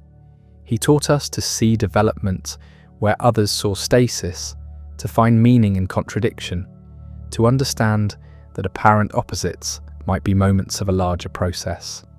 This applies beyond philosophy. Scientists thinking about evolution, about systems that develop through time, about emergence and self-organization. They're working in a post-Hegelian conceptual space, whether they know it or not. Artists exploring how forms negate and transform themselves, how traditions develop through creative destruction, how the new emerges from the old. That's dialectical thinking. Psychologists studying how identity forms through internalization and projection, how we become ourselves through others. Hegel was there first. Not that he discovered these processes. They existed before he described them. But he gave us the concepts to think them through, to understand development and contradiction as fundamental rather than accidental features of reality. That's what great philosophy does. It doesn't solve every problem or answer every question. It gives us new ways to think, new tools for understanding, new questions to ask. Hegel did this more comprehensively than almost anyone. After Hegel, philosophy couldn't return to static categories, to simple oppositions, to the pretense that truth is just sitting there, waiting to be discovered. Everything became historical, developmental, caught up in processes larger than itself. This was genuinely new. The personal tragedy of Hegel's final years adds poignancy to his intellectual legacy. In the summer of 1831, a cholera epidemic swept through Europe. It reached Berlin in August. The disease spread rapidly through the crowded, unsanitary city. Thousands fell ill. Hundreds died. The university closed. Those who could fled to the countryside. Hegel stayed in Berlin. He believed the danger was exaggerated, or perhaps he simply refused to abandon his post. He continued his daily routine, attending to university business, corresponding with colleagues, working on revisions to his encyclopedia. In late August, he began feeling unwell. Stomach pains, nausea, weakness. The symptoms might have been cholera, or they might have been something else. The diagnosis was never entirely clear. By mid-September, he seemed to recover. He resumed his normal activities, even gave a few lectures. Then on November 13th, the illness returned with sudden violence. Within hours, he was dead. He was 61 years old. The official cause of death was listed as cholera, though some physicians suspected it was actually a stomach ailment. The distinction hardly matters. What matters is the abruptness. One day the most famous philosopher in Germany, the next day gone. No time for final words, no deathbed scene, no opportunity to tie up loose ends. The system he'd spent his life constructing remained incomplete. The final volume of his lectures on the philosophy of religion was still in draft form. Notes for revised editions of his major works sat unfinished on his desk. The great synthesis ended mid-thought. His students mourned. His colleagues wrote tributes. The king sent condolences. Hegel was buried in Berlin's Dorotheenstadt cemetery, not far from the grave of Johann Gottlieb Fichte, the philosopher whose work had influenced his early development. The funeral was attended by hundreds. Within weeks, plans were underway for a collected edition of his works. His disciples would spend years editing his lecture notes, preparing them for publication, ensuring that the system would survive its creator. But even as the monuments were being erected, the criticism was beginning. Hegel had dominated German philosophy for 2 decades. Now the reaction set in. Younger thinkers who'd grown up in his shadow were eager to escape it. The system that had seemed comprehensive began to look constraining. The method that had promised to explain everything started to feel like it explained nothing. The attack came from multiple directions. Some rejected the entire approach. Others accepted the method but disputed the conclusions. Still others claimed to be fulfilling Hegel's project by taking it in directions he'd never intended. This last group called themselves Young Hegelians, and they would reshape 19th century thought. The division emerged almost immediately after Hegel's death. There were old Hegelians who defended the system as Hegel had left it, and young Hegelians who insisted that Hegel's method pointed beyond his own conclusions. The split centered on religion. Hegel had claimed that philosophy and Christianity expressed the same truth in different forms. The young Hegelians said this was cowardice. If philosophy is higher than religion, if concepts are truer than representations, then philosophy should replace religion, not accommodate it. Ludwig Feuerbach struck first. In 1841, he published The Essence of Christianity, arguing that God is simply humanity projected outward, that theology is really anthropology in disguise. Everything we say about God is actually something we should say about ourselves. Divinity is human nature, idealized. Religion alienates us from our own essence by attributing it to an imaginary being. This was explosive. Feuerbach was using Hegelian concepts, the idea that consciousness develops through alienation and return, but directing them against religion itself. Hegel had preserved Christianity by translating it into philosophy. Feuerbach demolished it by showing that the translation revealed religion's emptiness. There's no God out there. There's only humanity trying to understand itself. The radicalism accelerated. Bruno Bauer applied Hegelian criticism to the New Testament itself, treating the Gospels as historical documents rather than divine revelation. He argued that Christianity was a human creation, that Jesus might not have existed, that the entire edifice of faith rested on fabrications. This got him fired from his teaching position. The Prussian authorities had tolerated Hegel's abstract reconciliation of philosophy and Christianity. They wouldn't tolerate direct attacks on scripture. But the most important young Hegelian wasn't primarily concerned with religion. Karl Marx had been a student in Berlin just after Hegel's death, absorbing the method, participating in the young Hegelian circle. He accepted the dialectical approach, then he turned it on its head. Hegel, Marx argued, had gotten things backwards. Consciousness doesn't determine life. Life determines consciousness. Ideas don't drive history. Material conditions do. The development of human society isn't the self-unfolding of spirit, but the result of how people produce their means of subsistence, how they organize labor, how they distribute resources. Change the economic base, and the ideological superstructure changes with it. This inversion was profound. Hegel had made thought primary and matter derivative. Marx reversed the priority. Philosophy becomes a reflection of material conditions rather than their driver.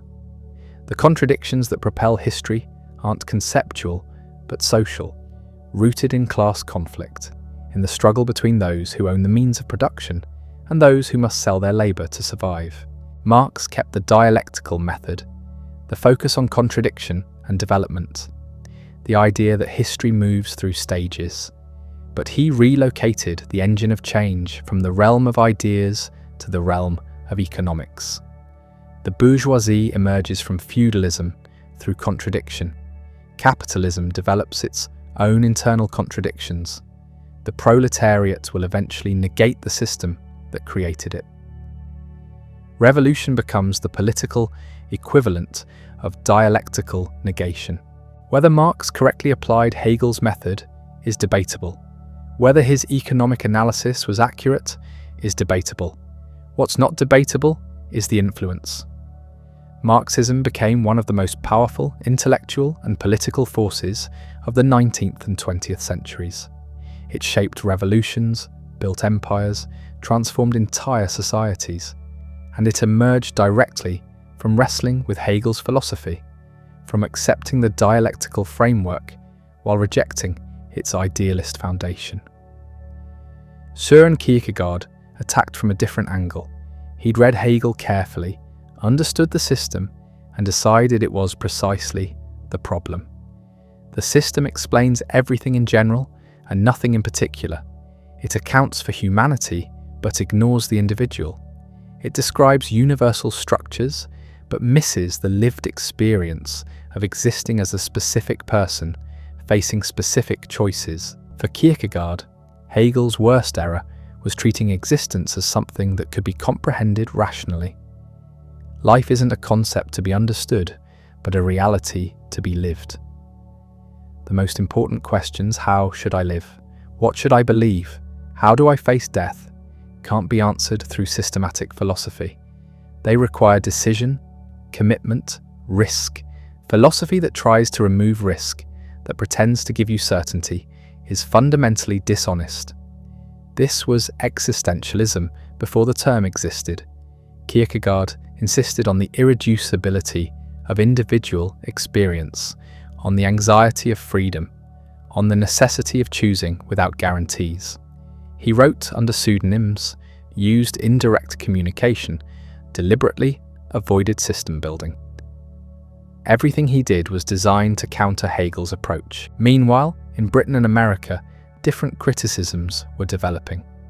The empiricist tradition had never been comfortable with German idealism. British philosophers found Hegel's abstractions baffling and his conclusions unverifiable. How do you test whether spirit is actualizing itself through history? What evidence would count for or against the claim that contradictions drive development? John Stuart Mill dismissed Hegelian philosophy as mysticism dressed up in technical language.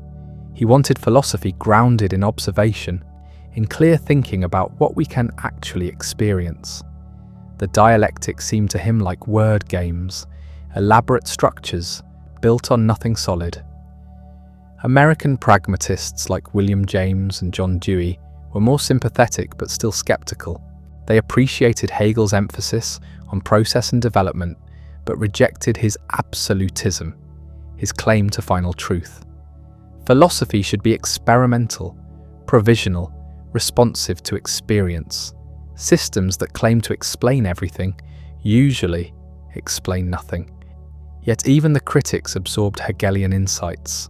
Marx, despite inverting Hegel, remained deeply dialectical.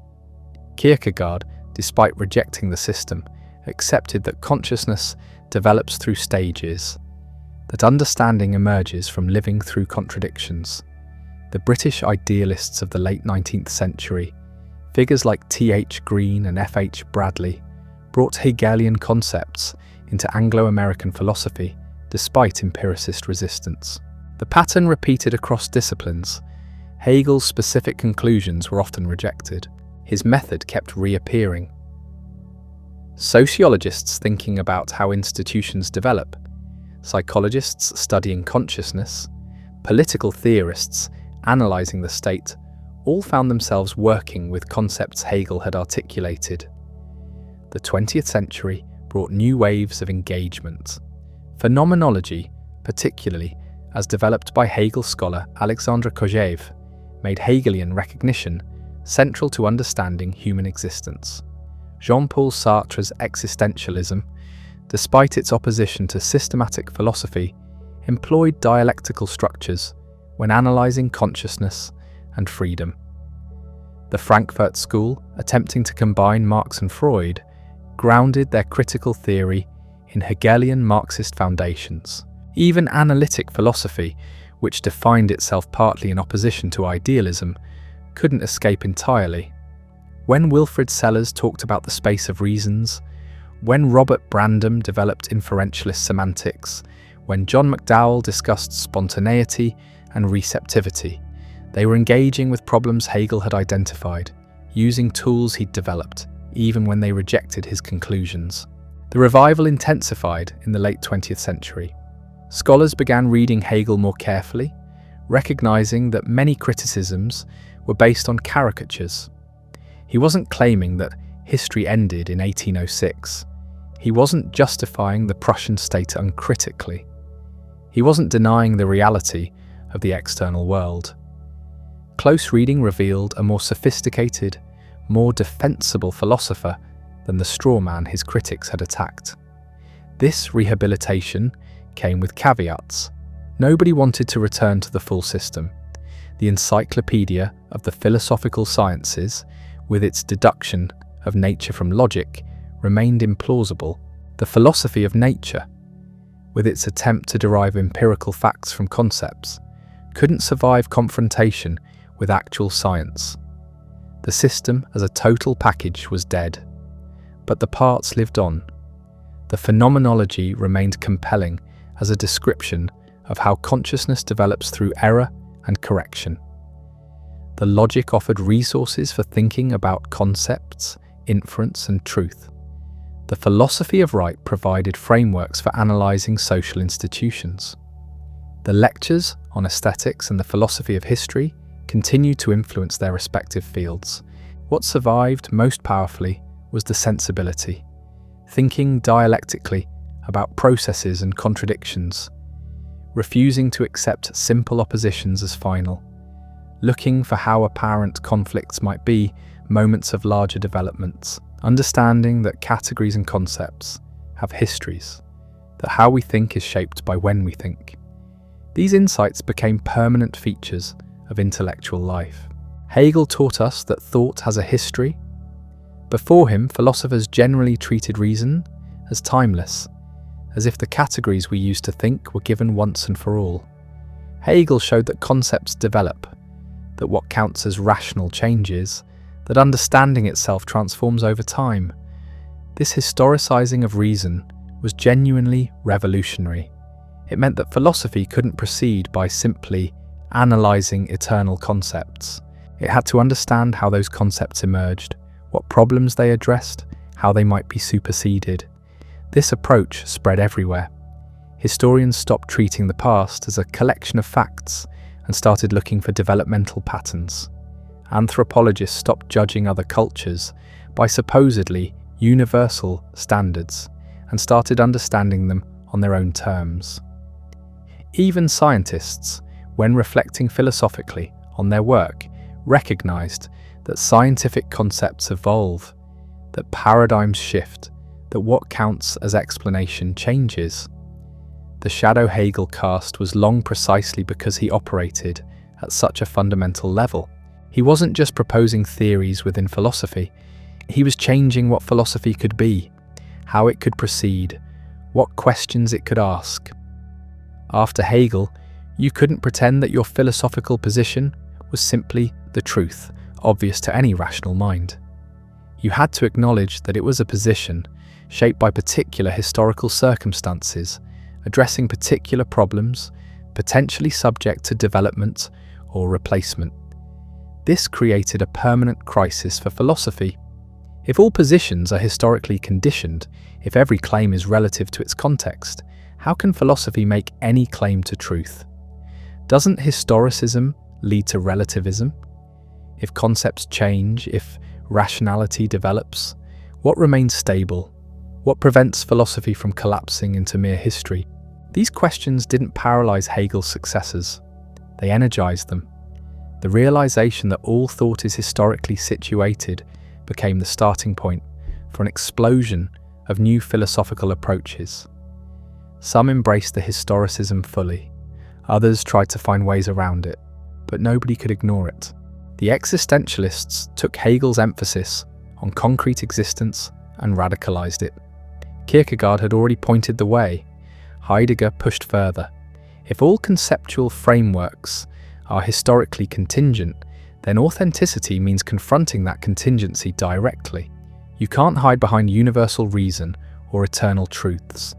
You have to take responsibility for your own situated existence. Sartre made it explicit. Existence precedes essence. There's no human nature given in advance. We create ourselves through our choices. The burden of freedom is absolute, because there's no higher court of appeal. This was Hegel turned inside out. Where Hegel saw freedom realized through participation in rational institutions, Sartre saw freedom as radical individual responsibility that no institution could contain. The pragmatists found a different path. Dewey absorbed Hegel's critique of fixed categories, but rejected the system building. Ideas aren't representations of reality. They're tools for dealing with problems. Truth isn't correspondence to an eternal structure. It's what works in practice. This was Hegel's dynamism without his idealism. Concepts evolve not because spirit is unfolding, but because we're solving new problems. The test of a philosophical position isn't whether it captures reality correctly, but whether it helps us navigate experience successfully. Meanwhile, analytic philosophy emerged partly in reaction to Hegel. Russell and Moore wanted precision, clarity, logical rigor. The grand system building seemed like obscurantism. Philosophy should analyze concepts with the tools of formal logic, not spin dialectical webs. Yet even here, Hegel's influence persisted. Quine's attack on the analytic-synthetic distinction, his claim that no statement is immune to revision, that our conceptual scheme is interconnected and develops holistically, these are recognizably Hegelian themes translated into analytic vocabulary. Sellers's critique of the given, his insistence that perception is already conceptually structured, echoes Hegel's rejection of immediate knowledge. The Frankfurt School returned to Hegel explicitly. Adorno's negative dialectics took the dialectical method but refused the positive synthesis. Contradictions don't resolve, they persist. The task isn't to overcome them, but to hold them in tension, to resist the premature reconciliation that ideology offers. This was Hegel deployed against Hegel, using his own tools to question his conclusions. Habermas tried a different synthesis. He kept Hegel's emphasis on reason as a social achievement, but grounded it in communicative practice rather than absolute knowing. Rationality emerges from dialogue, from the give and take of reasons, in communities committed to understanding each other. The standard isn't spirit coming to self-knowledge, but mutual recognition achieved through conversation. Post-structuralism took the historicist insight to its limit. Foucault showed how even the most basic categories, truth, madness, sexuality, are historically constructed and serve relations of power. Derrida demonstrated how philosophical texts undermine their own claims to presence and stability. Every attempt to ground meaning leads to deferral. Every foundation turns out to be another interpretation. These weren't rejections of Hegel so much as radicalizations. If concepts have histories, if contradictions drive development, if nothing is simply present and self-identical, then why stop where Hegel stopped? Why assume the process culminates in absolute knowing? Why not embrace the endless play of difference? The curious thing is how Hegel survived all these appropriations and critiques. His specific doctrines were rejected. His system was dismantled. His conclusions were questioned. Yet the sensibility remained indispensable. Thinking about development, attending to contradictions, refusing simple oppositions, understanding context and history, these became standard moves. You might not call yourself a Hegelian. You might explicitly reject his idealism. But if you're doing serious intellectual work in the modern world, you're probably thinking in ways that Hegel made possible. Consider how we approach social criticism now. We don't just condemn institutions as good or bad. We ask how they developed, what functions they serve, what contradictions they contain, how they might transform. This is Hegelian method applied without Hegelian metaphysics. Or take cultural studies. We don't treat art and literature as timeless expressions of universal truths. We analyze how they're embedded in historical contexts, how they both reflect and shape consciousness, how they participate in larger struggles for recognition and meaning. Hegel would recognize this approach, even if he'd reject many specific claims. The philosophy of science absorbed Hegelian insights through Kuhn. Scientific revolutions aren't just discoveries of pre-existing truths. They're transformations in how we conceive problems, what counts as an explanation, what questions we can ask. The shift from Ptolemaic to Copernican astronomy wasn't just correcting an error, it was reconceptualizing what astronomy was about. Paradigms develop, reach internal contradictions, and give way to new frameworks. This is dialectical development playing out in the history of science. Even cognitive science, the most resolutely naturalistic domain, encountered Hegelian themes. The realization that perception isn't passive reception, but active construction. That concepts shape what we can experience. That knowledge emerges through interaction between mind and world. These claims resonate with Hegel's critique of immediate knowledge. Nobody's claiming neurons implement the logic, but the basic insight that cognition is dynamic, developmental, and structured by concepts that themselves develop, that's recognizably Hegelian. The political sphere shows Hegel's continued relevance most clearly. Every debate about rights, recognition, and justice operates in his conceptual territory.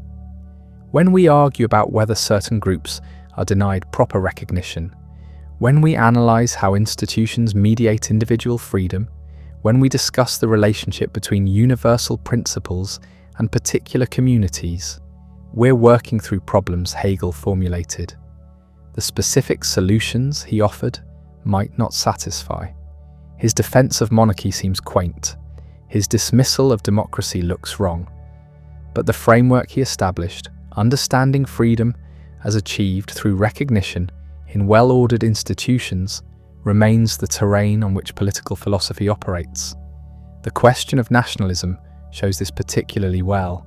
Hegel's emphasis on the nation-state as the vehicle of freedom has been both vindicated and condemned by history. The 20th century saw nationalism produce both liberation movements and genocides. Post-colonial thinkers had to confront this legacy. Fanon's analysis of how colonized peoples achieve recognition through struggle is deeply Hegelian. Said's account of how the West constructed the Orient as its other draws on Hegel's master-slave dialectic. Yet both criticized Hegel's Eurocentrism, his assumption that only European history manifested spirit's development. The framework was useful. The specific content needed radical revision. Feminist philosophy encountered similar tensions. Simone de Beauvoir used Hegel's concepts to analyze women's situation. The second sex is denied full recognition, treated as other rather than acknowledged as autonomous subject. This was Hegelian analysis applied to gender relations. But Hegel himself had relegated women to the family sphere, excluded them from full participation in civil society and the state. His theory of recognition apparently didn't extend to recognizing women as equals. Later feminists pushed further. If recognition is the key to freedom, if self-consciousness requires acknowledgement from others, then the traditional separation between public and private spheres needs rethinking. The personal is political becomes a Hegelian insight. The structures that shape domestic life aren't separate from questions of freedom and recognition. They're fundamental to them.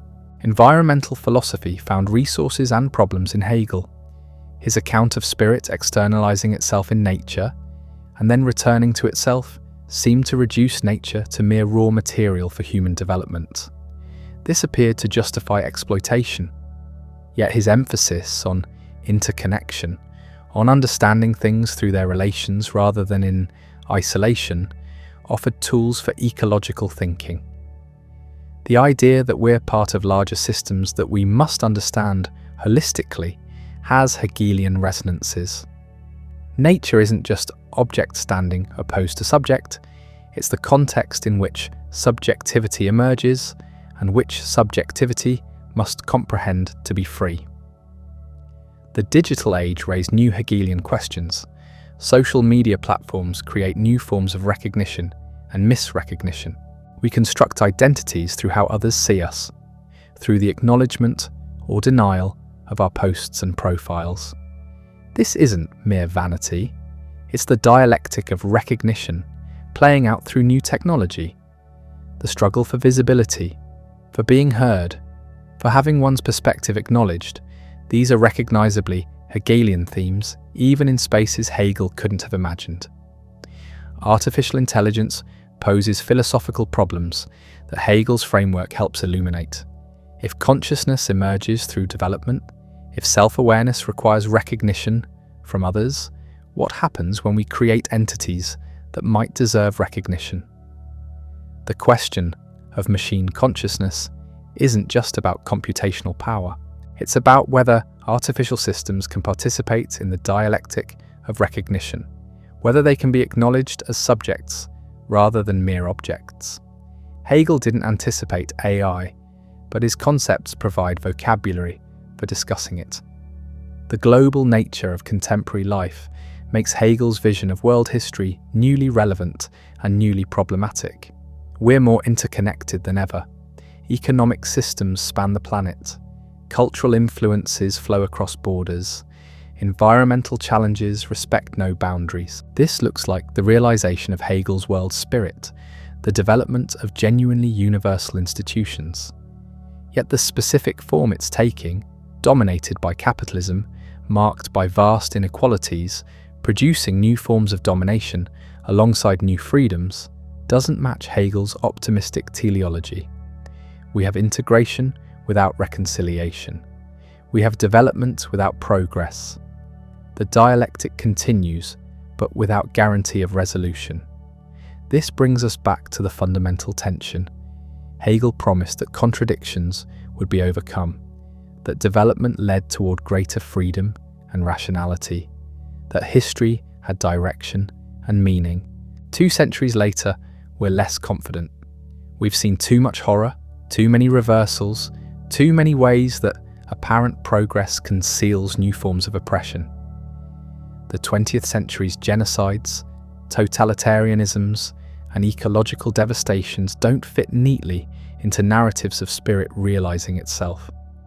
We can't share Hegel's confidence that reason governs the world, yet we can't abandon his insights, that consciousness develops, that contradictions drive change, that freedom requires recognition, that institutions shape possibilities for human flourishing, that concepts have histories, that thinking seriously means thinking about development and transformation. These remain indispensable. We've inherited Hegel's method while losing his faith. We're stuck with dialectical thinking, but without the guarantee of dialectical resolution. Perhaps that's the appropriate relationship to Hegel for our time. Not disciples accepting the system, not critics rejecting it wholesale, but thinkers engaging with the problems he identified, using the tools he developed, while remaining skeptical about his solutions. The questions he asked are still our questions. How does consciousness emerge? How is freedom possible? What makes a society rational? How should we understand historical change? We just can't accept his answers with the confidence he displayed. This ambivalent inheritance defines contemporary philosophy's relationship to Hegel. He's inescapable, but unusable in his original form. The system is dead. The sensibility lives. We think with Hegel and against him simultaneously. Every attempt to move beyond him discovers that the terrain he mapped is still the landscape we're traversing. Every criticism of his conclusions employs concepts he developed. We're post-Hegelian in a way that keeps us permanently connected to Hegel. The very attempt to overcome him demonstrates his continuing relevance. The shadow's reach extends into unexpected corners of contemporary life. Consider how we talk about personal growth, the language of self-development, of becoming your authentic self, of overcoming internal contradictions to achieve integration. This is Hegelian vocabulary, secularized and individualized. Every self-help book promising transformation through confronting your inner conflicts is trafficking in dialectical logic, even when the authors have never heard of Hegel. The therapeutic culture that dominates modern psychology operates on implicitly Hegelian assumptions. The self isn't static but developing. Problems arise from contradictions between different aspects of personality. Resolution comes through synthesis, through integrating conflicting elements into a more comprehensive whole. The very concept of psychological maturity as a developmental process moving toward greater self-awareness and autonomy, this framework descends directly from Hegel's Phenomenology of spirit, filtered through generations of psychologists who may not recognize the source.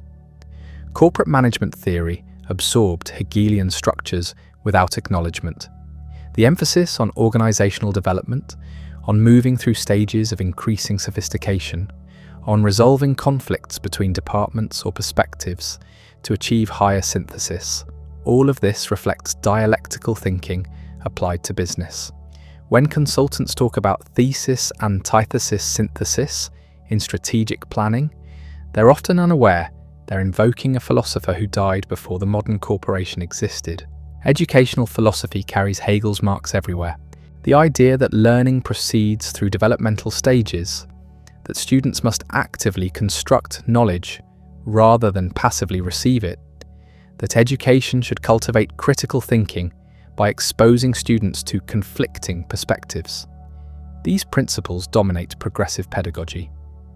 John Dewey, the most influential American educational philosopher, was deeply influenced by Hegel.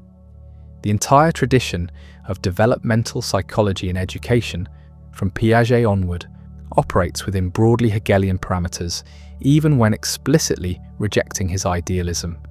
Technology companies building artificial intelligence systems are wrestling with Hegelian problems, whether they realize it or not. The question of how machine learning models develop more sophisticated capabilities through exposure to contradictory data, how they integrate conflicting information to produce more nuanced outputs, how they might progress towards something resembling genuine understanding. These are dialectical questions. The debate about whether AI could achieve consciousness necessarily involves Hegelian concepts about what consciousness requires. Self-awareness, Hegel argued, emerges through development and recognition. If we build systems that develop and interact, do they become candidates for consciousness? The philosophical framework for even asking that question comes significantly from Hegel. Social media platforms are laboratories for Hegelian dynamics of recognition, taken to pathological extremes. The hunger for likes, shares, validation from others, this reflects the deep human need for recognition that Hegel identified as central to consciousness. But the recognition available through social media is often shallow, quantified, addictive. It provides a simulacrum of the mutual acknowledgement that Hegel saw as necessary for genuine self-consciousness. The result is a strange parody of Hegelian recognition, endless pursuit of acknowledgement that never quite satisfies because it lacks the depth and reciprocity that real recognition requires. Political polarization demonstrates dialectical processes without dialectical resolution. Opposing perspectives clash, contradictions intensify, but instead of synthesis emerging, the conflict simply escalates. Each side becomes more entrenched in its position, more convinced of its righteousness, more unable to recognize the partial truth in opposing views. This is dialectics stuck, unable to progress to higher unity. Hegel assumed that rational discussion would eventually produce synthesis. Our experience suggests that sometimes contradictions just harden into permanent opposition. That development can stall, that not all conflicts resolve themselves into higher truth. Environmental philosophy grapples with problems Hegel couldn't have anticipated, but his framework helps illuminate. The relationship between humanity and nature, between our self-conscious development and the ecosystems we depend on, this involves dialectical tensions. We emerged from nature, yet stand apart from it. Our freedom requires dominating natural forces, yet our survival depends on recognizing our embeddedness in natural systems. The ecological crisis represents a contradiction that demands resolution, a clash between developmental trajectories that cannot both continue unchanged. Hegel's dialectical method helps analyze this situation, even though his specific conclusions about humanity's relationship to nature now seem problematic. The critique of capitalism, Marx developed using Hegelian tools, remains indispensable for understanding contemporary economic systems. Capitalism generates constant development through its internal contradictions. Competition drives innovation. The pursuit of profit creates new technologies, new forms of organization, new possibilities. Yet this same process produces inequality, instability, exploitation, environmental destruction. The system develops, but the development contains destructive elements that threaten to undermine the system itself. This is dialectical analysis at its most powerful, revealing how progress and crisis emerge from the same underlying dynamics. Yet Marx's confidence that capitalism's contradictions would necessarily lead to socialist revolution has proven unfounded. The dialectic doesn't guarantee any particular outcome. Capitalism adapts, absorbs opposition, transforms itself while preserving core structures. The contradictions persist, but don't resolve in the way Marx predicted. We're left with analytical tools that reveal problems, but don't guarantee solutions, that show us the contradictions without assuring us they'll be overcome. Contemporary art struggles with Hegelian legacies. The idea that art history develops through dialectical stages, that each movement negates and transcends what came before, that we're progressing towards some end of art. This narrative shaped modernist aesthetics, but postmodernism rejected such teleological thinking. Instead of development toward truth, endless play of styles without progress. Instead of synthesis, fragmentation, and irony. Yet even this rejection operates within parameters Hegel established. The very concept of art history as having a development we can narrate and critique, this framework persists even when specific narratives are rejected.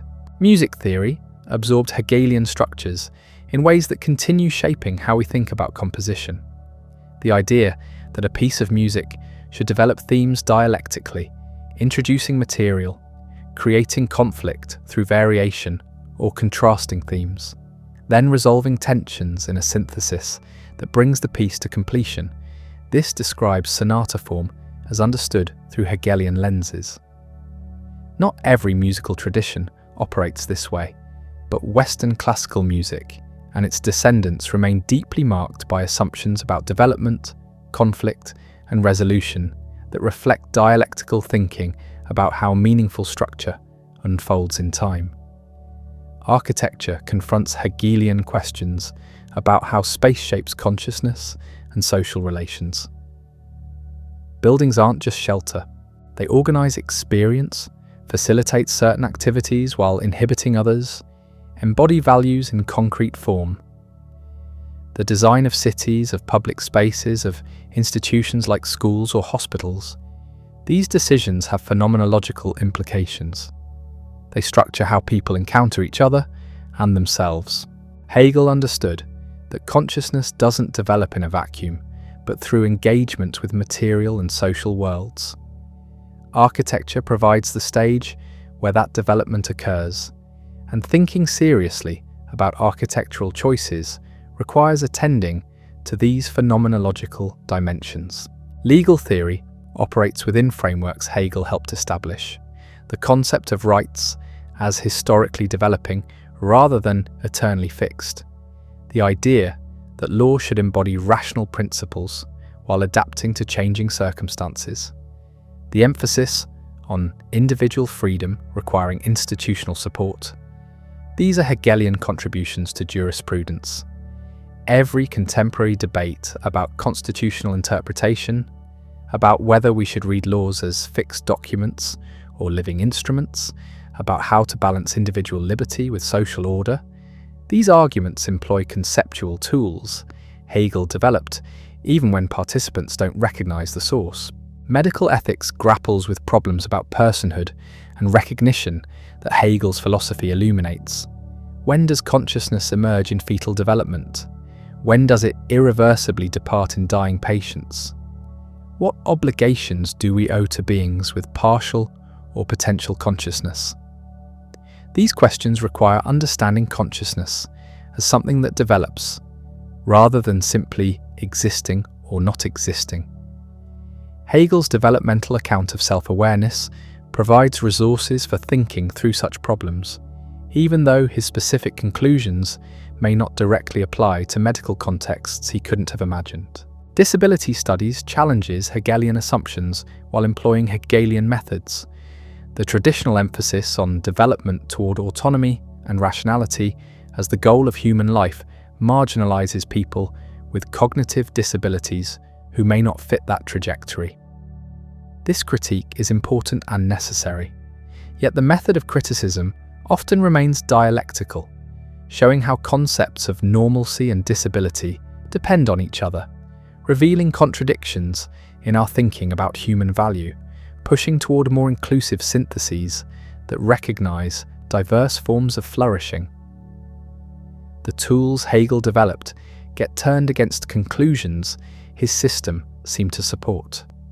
The study of consciousness itself, as a scientific and philosophical problem, operates in Hegel's shadow. Contemporary neuroscience and philosophy of mind ask how subjective experience arises from physical processes.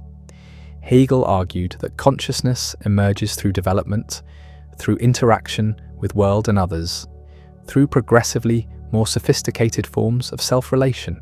This developmental account contrasts with approaches that treat consciousness as a simple property that either exists or doesn't. The hard problem of consciousness, explaining how and why subjective experience exists at all, may require developmental and dialectical approaches that Hegel pioneered, even if we reject his idealist metaphysics. Globalization embodies contradictions that demand Hegelian analysis. Economic integration creates unprecedented prosperity while producing new forms of inequality. Cultural exchange enables mutual understanding while generating backlash and identity politics. Universal institutions like the United Nations or the International Criminal Court claim to represent humanity as a whole while remaining dominated by powerful nations. These contradictions aren't accidental features of globalization, but intrinsic to its structure. Understanding them requires dialectical thinking that can grasp how opposing tendencies emerge from the same processes. The concept of intersectionality in contemporary social theory is dialectical in structure, if not in explicit acknowledgement. The insight that different forms of oppression interact, that being a black woman involves more than simply adding racism and sexism together, that identities are constituted through multiple overlapping systems of power. This requires thinking about how contradictions compound and transform each other. Intersectional analysis shows how social categories develop through their relations to each other, how they can't be understood in isolation. This is Hegelian methodology applied to understanding systemic oppression. Climate change presents a crisis that Hegel's framework helps analyze, even though his conclusions about nature and history now seem inadequate. The contradiction between economic development and ecological sustainability can't be resolved by simply choosing one side. We need economies that support human flourishing, but we need them to operate within planetary boundaries. This demands synthesis, transformation of both economic systems and our relationship to natural world. The problem is genuinely dialectical, requiring us to overcome the opposition between development and sustainability rather than simply prioritizing one over the other. Yet Hegel's confidence that such syntheses will emerge, that history tends toward rational resolution of contradictions, this confidence we can't share. Climate change might not be resolved. The contradiction might intensify until systems collapse. The dialectic doesn't guarantee progress. It describes a method for analysing contradictions and imagining their potential resolution, but it doesn't ensure that resolution will actually occur. History might be dialectical without being progressive. This brings us back to the central tension in Hegel's legacy. His method remains indispensable. Thinking dialectically, attending to contradictions and development, recognizing how concepts and institutions shape possibilities for consciousness and freedom, these approaches continue illuminating contemporary problems.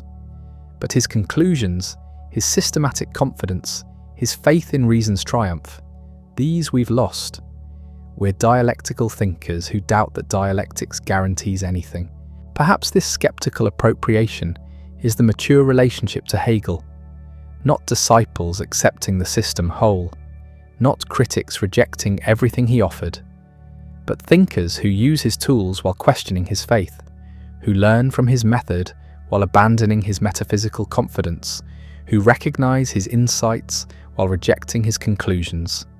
We're post-Hegelian in a way that keeps us permanently engaged with Hegel, using his concepts to criticize his system, applying his method to undermine his results.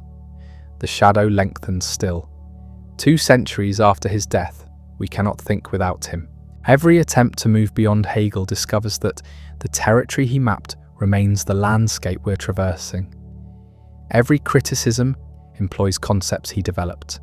Every alternative philosophy positions itself in relation to problems he identified. We're trying to overcome Hegel using tools he gave us, which means we never quite escape. The very effort to surpass him demonstrates his continuing grip on how we think. The question then becomes what we do with this inheritance. If Hegel can't be fully accepted or completely rejected, if his method illuminates while his conclusions mislead, how should contemporary thought relate to his legacy? One approach is to treat Hegel as a resource rather than an authority, extracting useful concepts without buying the entire system. We might employ dialectical analysis of specific contradictions while rejecting the claim that history moves toward rational fulfillment. We might use his insights about recognition and self-consciousness without accepting that these culminate in absolute knowing. This pragmatic appropriation takes what works and leaves the rest. But something gets lost in this approach. Hegel's power came from systematic thinking, from showing how concepts connect and develop, from demonstrating that isolated insights gain meaning through their place in larger structures. When we pluck out useful bits while discarding the framework, we miss how the parts derive their significance from the whole. The danger is turning Hegel into a toolbox rather than engaging with the challenge his philosophy presents, the challenge of thinking systematically about totality even when we doubt that totality can be grasped. Another approach treats Hegel as an opponent worth continuous engagement, someone whose errors remain productive because they illuminate what we're trying to move beyond. Reading Hegel becomes a way of clarifying our own commitments by seeing what we reject. His idealism helps define our materialism.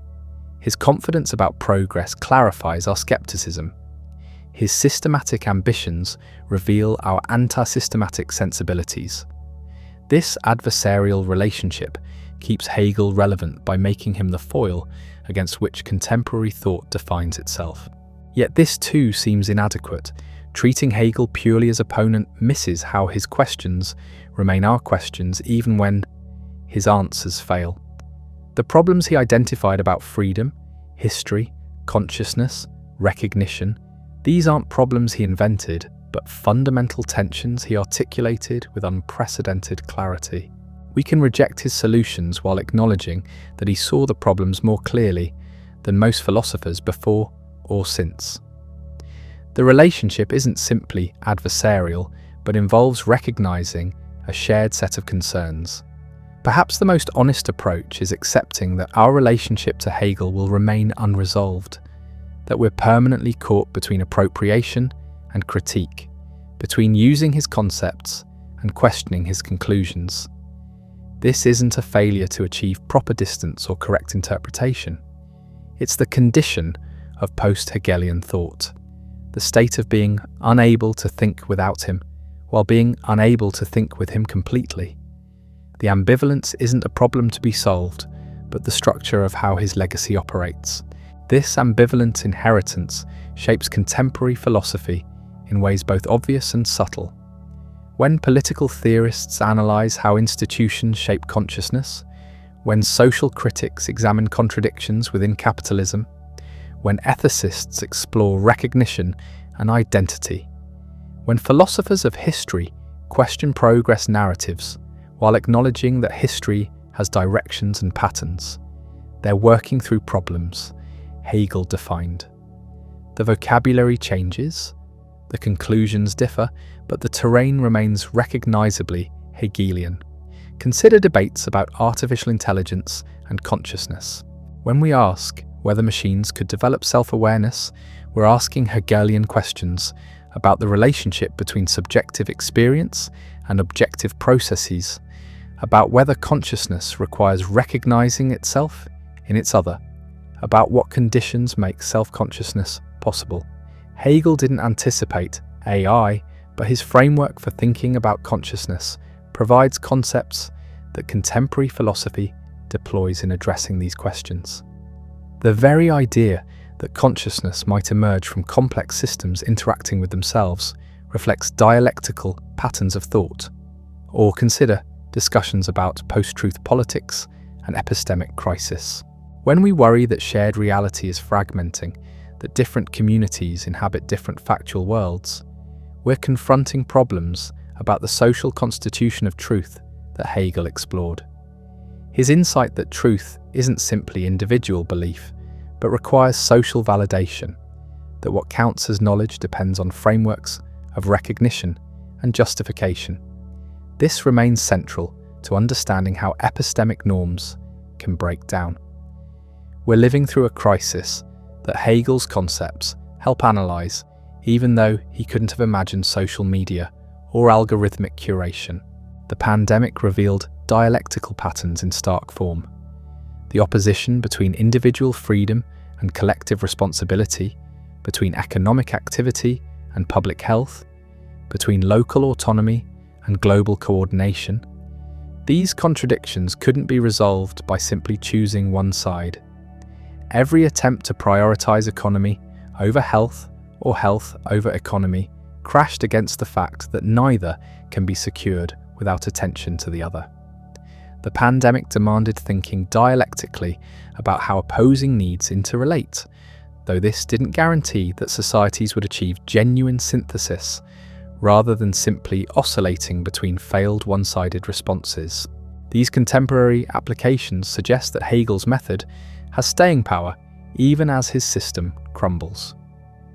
The dialectical approach, the attention to contradiction and development, the recognition that concepts and institutions mutually constitute each other, these remain useful for analysing problems Hegel never encountered.